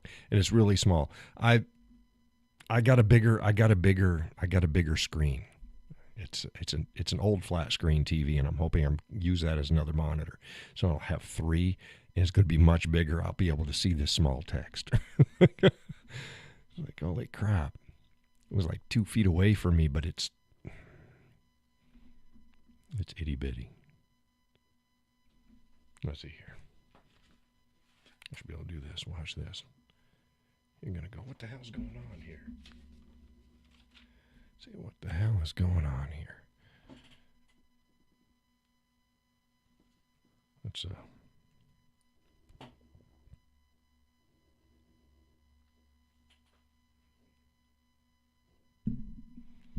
I gotta bring it. Oh, there we go. Oh, wait, way over here.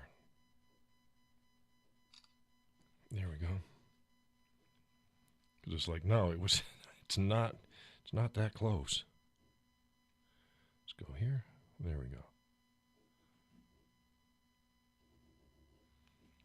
Okay, this is, let's see if I can show it.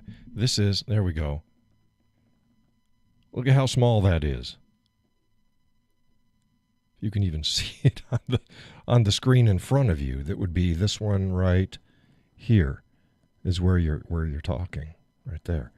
Look how small that is. Go in closer.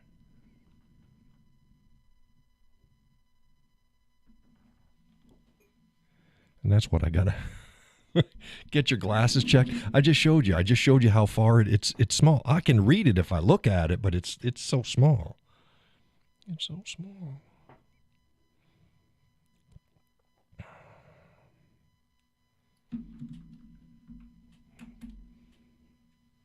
It's pretty small on the screen. That is teeny. I told you it's small. I kept telling you, shows it's like it's really small, and I can't make it any bigger. I need a bigger screen to make it bigger. It's like, yeah, it's over 2 feet away. You saw the distance. I tried to bring it. My head is even further away than that because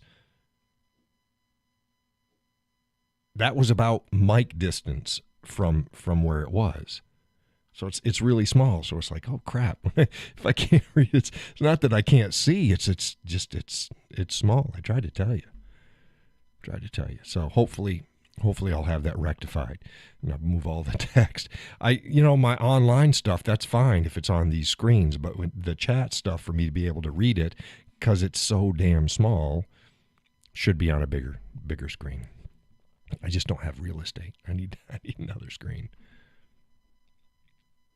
We need to work on a new screen for you. Like I said, I got a flat screen TV. It was from my father's place. So I'm hoping I'll just be able to HDMI it in and then just run it as a third screen. So that should take care of the problem. But yeah, these are real logistical problems. I mean, I had to go with 2 because I started back up the show with just 1. It's like, man, I got too many things that are running on the same screen. So then I had to invest in another screen. So I invested in the other screen. Again, nobody helped me with that. I keep saying this because everybody's, look, I'm paying for everything. You can zoom text on. You can zoom your text on YouTube. It's not on YouTube. it's on YouTube. It's not on YouTube. I'm not on YouTube. It's being broadcast on YouTube. I'm not on YouTube. Well, I'm on YouTube, but not where you're at. I'm in the back end. It's actually I can't show. You saw everything stacked on everything. Zoom was in one section. My streaming software is in another section. Slightly below that is YouTube backend. Clipped off of that in its own separate box is the chat. I'm not on YouTube. It's the back end. Donna says, okay, settle down. No, I'm just trying to let you know what I'm looking at here is not what everybody else is looking at. I've got too many things going on. Yes, on YouTube, you can go and you can make the chat bigger and you can do all sorts of shit, and that's fine. I'm not on YouTube. This is all back end stuff. Let's see if I can make this bigger. Let's see here. Oh shit. See, if I was on my laptop, I'd try to do this. I can't do that. It's not on my laptop. Let's see here.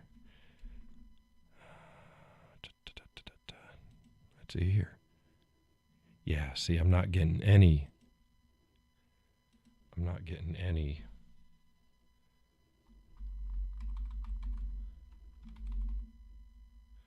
Oh, hell, there we go. I found it. Ha, ha, ha. Yeah, control plus and minus on the extra screen. Oh, that is so much easier. I can read it now. Thank you, Donna. But yeah, I wasn't on YouTube.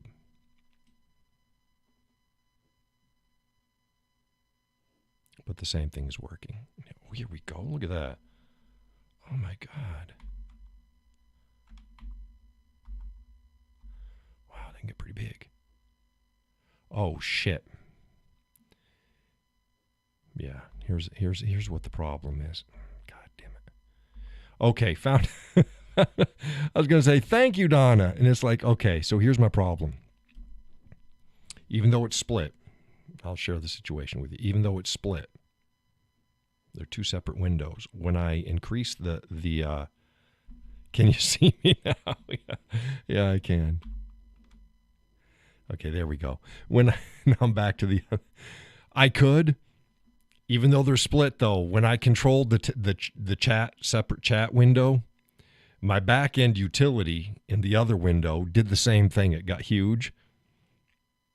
And because it went huge, I couldn't then see the information that I needed in that one.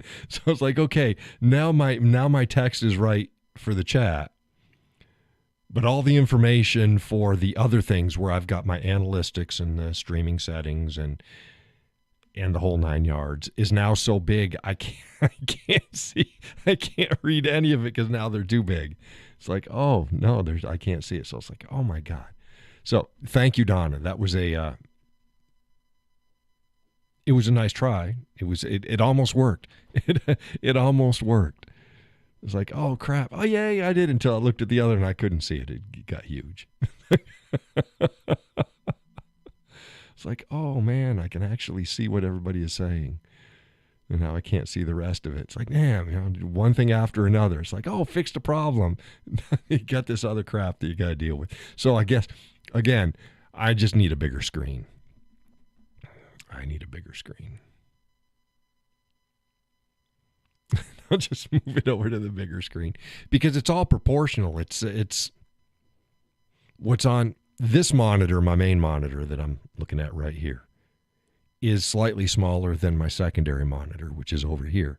But the aspect ratio is exactly the same. So the stuff over here is slightly bigger than the stuff over here. If I get an even bigger screen, you need about a 50. Yes. Yeah. What I need is I need like a huge TV back behind the camera. Well, then I couldn't see the camera, but whatever. Or maybe over to the side, right here, just out of, which is where I'm going to put I'm going to try the other screen. Just put it right here and then kind of slide these other two. So then I'll be looking here at the big one, and that's where you guys will be talking.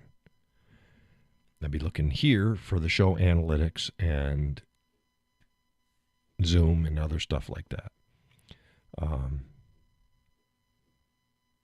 then maybe over here, now I'll turn like this, and that'll be my third one. Well, maybe over here, right here.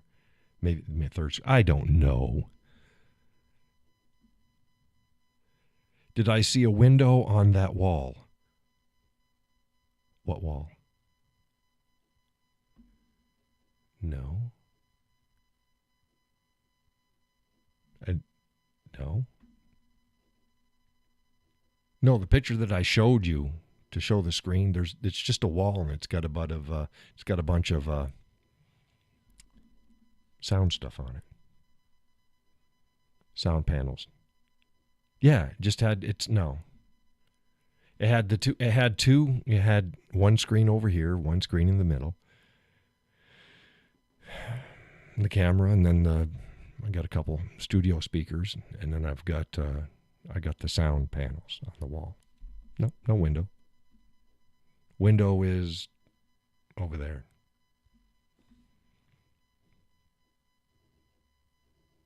In the new studio, the window is probably going to be over there. Probably over there. Judy says, "You've got this, Cowboy." Yeah. Yeah.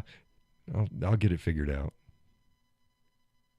I don't know whether or not I'm going to keep my stereo equipment on the new setup, or whether I'm going to drop that either below. Because it depends upon how many screens I have up. I'd like to have like 3 screens. Boom, boom, boom. And then sit here, and then the speakers behind it. And then I've got the lights on either side. They're just, one's over here, one's over there. one's over there. Then we'll have the flag in the background. Then we'll have over here, we'll have a bookshelf, and then over here we'll have a bookshelf. How close they come in depends upon, like I said, I've got to sit it in there, and then I've got to see how far the desk can go, and then what's going to fit within the camera aspect ratio. Everything is I got to figure it out. But yeah, but now you know why I can't. It's like, I told you it was teeny text. It's pretty small. Such a diva. That's me.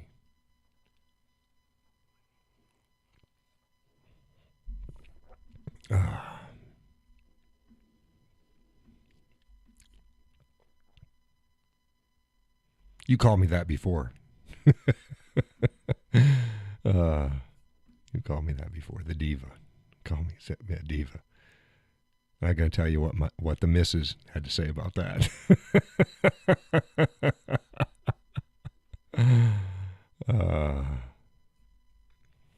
Yeah. I'm much lighter about it. She was.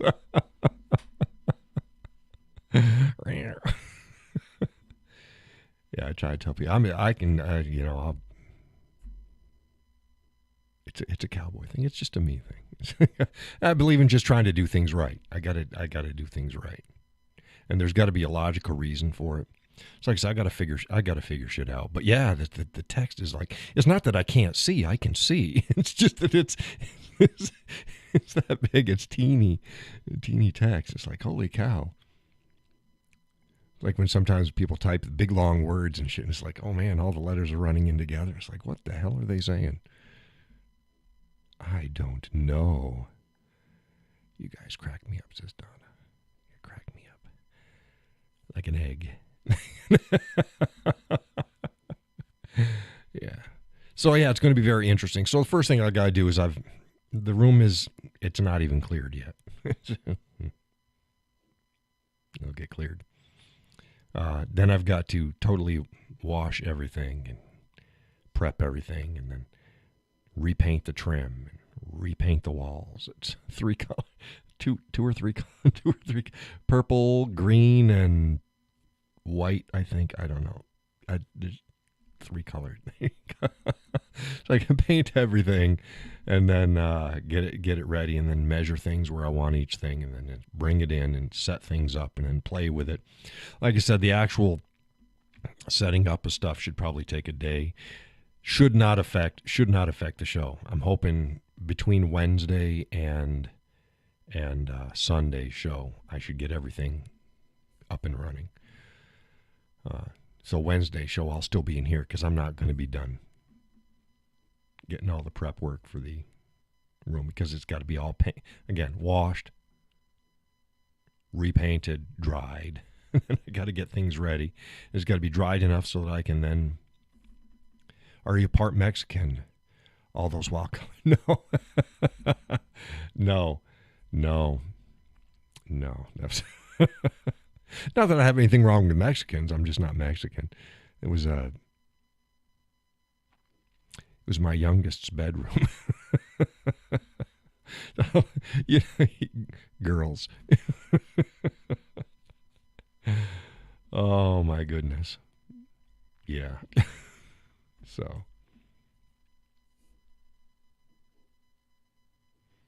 But it's a good step in the right direction, and yep, we'll be set. I'll be able to just knuckle down with more content and stuff. Some of the colors on their houses are blinding. Yeah, they're not the only ones. That's another thing a lot of people misrep, like the Middle Ages and shit like that, and the castles and everything. They're always like just gray and dingy, and it's like, no, they were colored. Most of the castles were stuccoed on the outside, but the stucco is left. It's fallen off. It's just left the stone, but it was stuccoed over, and bright colors. And inside the halls, they had murals in bright colors. Like the statues in ancient Greece and Rome, they figured out too that those weren't white either. They're white now because they've been out there for that amount of time, and the sun has just taken all the paint and bleached it out and stuff like that. But most of the statues back then, they were colored too. They were painted. It had flesh-colored paint on it and colored eyes, and the hair is colored. It was painted. It wasn't just a marble statue. So how we vision things, and then going back, gray and dingy.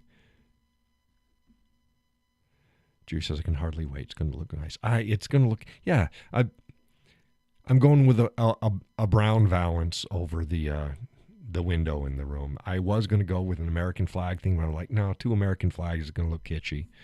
I'm holding off buying stuff, because I got a steamer trunk in there. It's beautiful. You'll see it. And it's going to go in there, and the whiskey barrel, and I've got stuff that's going to go in there. And then I've got the main setup for the show and other online stuff. As opposed to, like I said, the other station's going to be for guitar and whiskey and stuff like that, but whatever. but just nice, simple color scheme. That's got to go in, and then I got to figure out where I need my acoustic panels around. Then when all that's done, then I can figure out, okay, if there's any extra space, because it's not a big room. Excuse me. It's not a big room. Anything extra that's going to go in there will be fine. I just need a space that's not a shared space. Like I said, I can't use the weight bench. There's things I can't do in my weight room because this setup is here. It's in the way.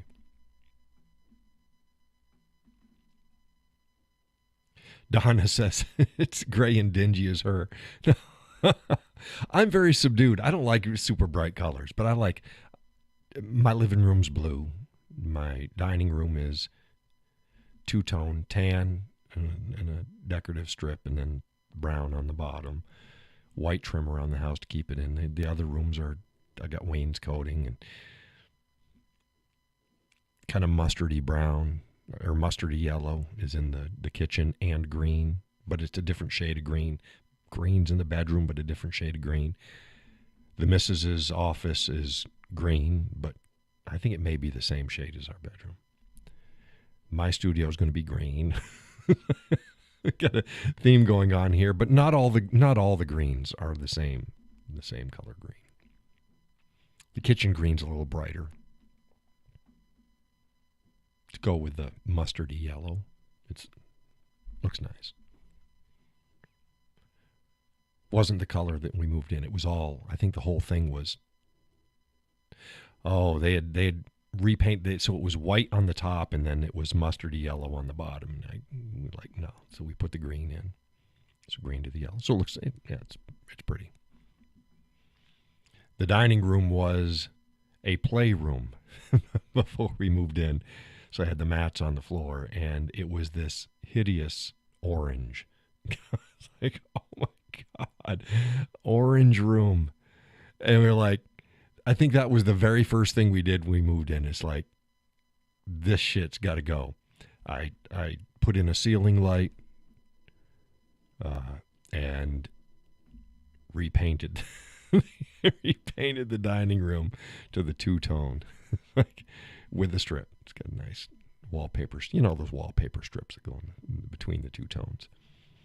It's like, no, we can't deal with this orange shit. When I say orange, I'm not talking about like nice orange. I'm talking just chartreuse. Is that an orange?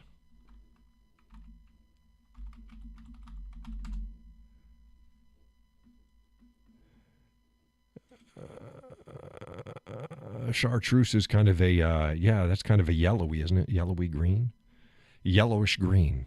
Chartreuse. Yeah, it wasn't quite like that. No, I'd never paint. If you come into my house and anything chartreuse, shoot me, because I am a pod person. It was not the Cowboy. Oh, yeah, Judy, your home gym. Says, I love my gym. I work out as often as possible. So I understand that I haven't been able to work out as much as I like because of working doubles. But I feel like shit when I can't do it. Right, yeah. So I'll be hitting that again. Come this week, it's like I'm going to be hitting the weights again hard. I just love working out. But yeah, you need weight. I've got the Marcy Platinum double stack, and then the free weights and everything. So the duck is right. What do you mean the duck is right? I don't get that. The duck is right. Donna says it's the Hunter orange or green yellow. Well, this one says, it's a greenish yellow. Greenish yellow. See, here we go. It's like, I can do that right there. See, bing, chartreuse. Yeah, ours was oh my God. It was an orange. It was orange. Read that again.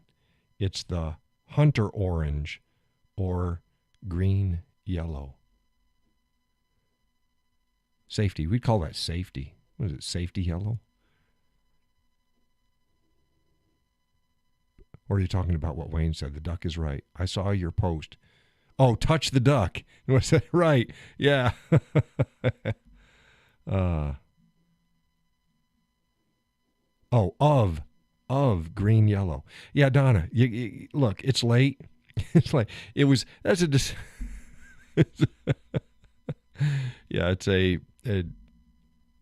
yeah, it's small.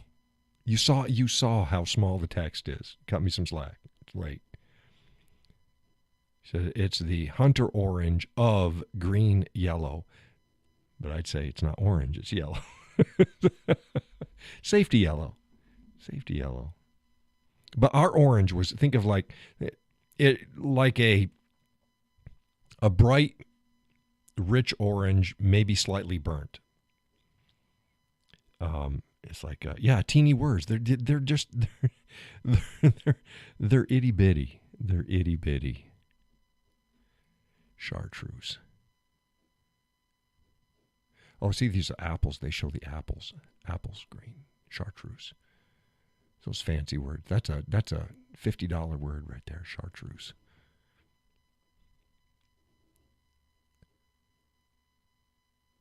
Its RGB color code is number Delta Fox 00. For those who want chartreuse. Oh my God, no! That'd be, man. The only thing worse than this orange that was in the dining room would have been a orange and chartreuse. That's your favorite fishing color? Chartreuse?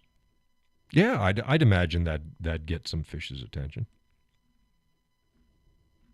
Yep. Back to here. But yes, the duck is right.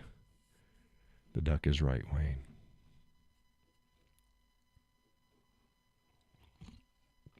For those who don't know, go to my Facebook page. Go to my Facebook page and scroll down till you see the picture of the duck. It says touch the duck. Go ahead, touch the duck. Touch the duck.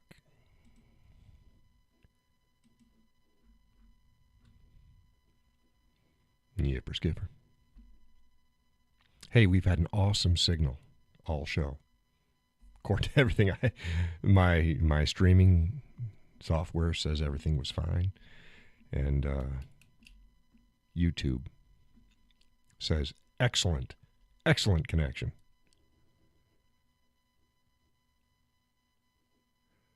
Oh, Donna says I'm just jerking your chain.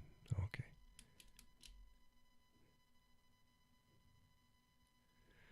Yeah.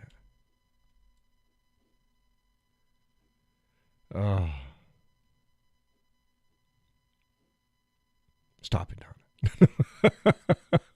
I know it's going to happen. You know, you jerk on the chain, you're going to oh.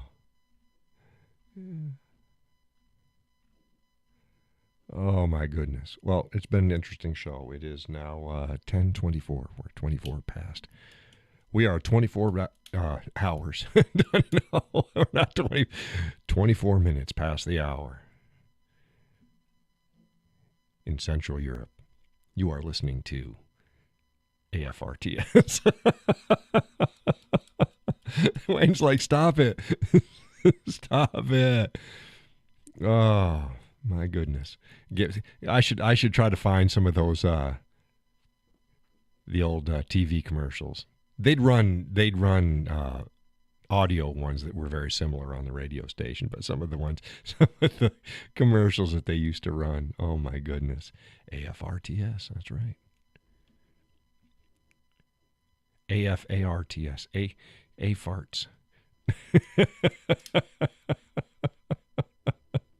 What do you call it? Yeah. That shit coming across the radio. Oh, Laurel says good night all. Hey, thanks for stopping in, Laurel. I'm going to close it down. Again, if folks would like to help donate to the show and or other content, there's links in the description. Go ahead. Also, remember to like, subscribe, and share. No matter what the content is, no matter what platform you're seeing it on, it helps out. Also, try to get back to the show after the show sometime and just post up something underneath the show. Give the show a thumbs up and just post something. because all of this stuff, the participation, it doesn't count except for while the show is running. After the show, what really helps with the algorithms on YouTube is any comments underneath the show. So go ahead and just post up, say, hey, drink more coffee. Just something. Something. Good night, Donna. Good night, Judy. Good night, everybody else. Wayne, hey, thanks for stopping in. You need to stop in more often. Need to wrangle up a bunch of other folks and bring them in. I'll be talking to you folks on Wednesday. Again, same time, same place. And you will see me putting up my content on Facebook until the time. Happy to be here. Thanks. Well, thank you, Wayne. So with that, I'm going to close down. And as always, God bless and take care.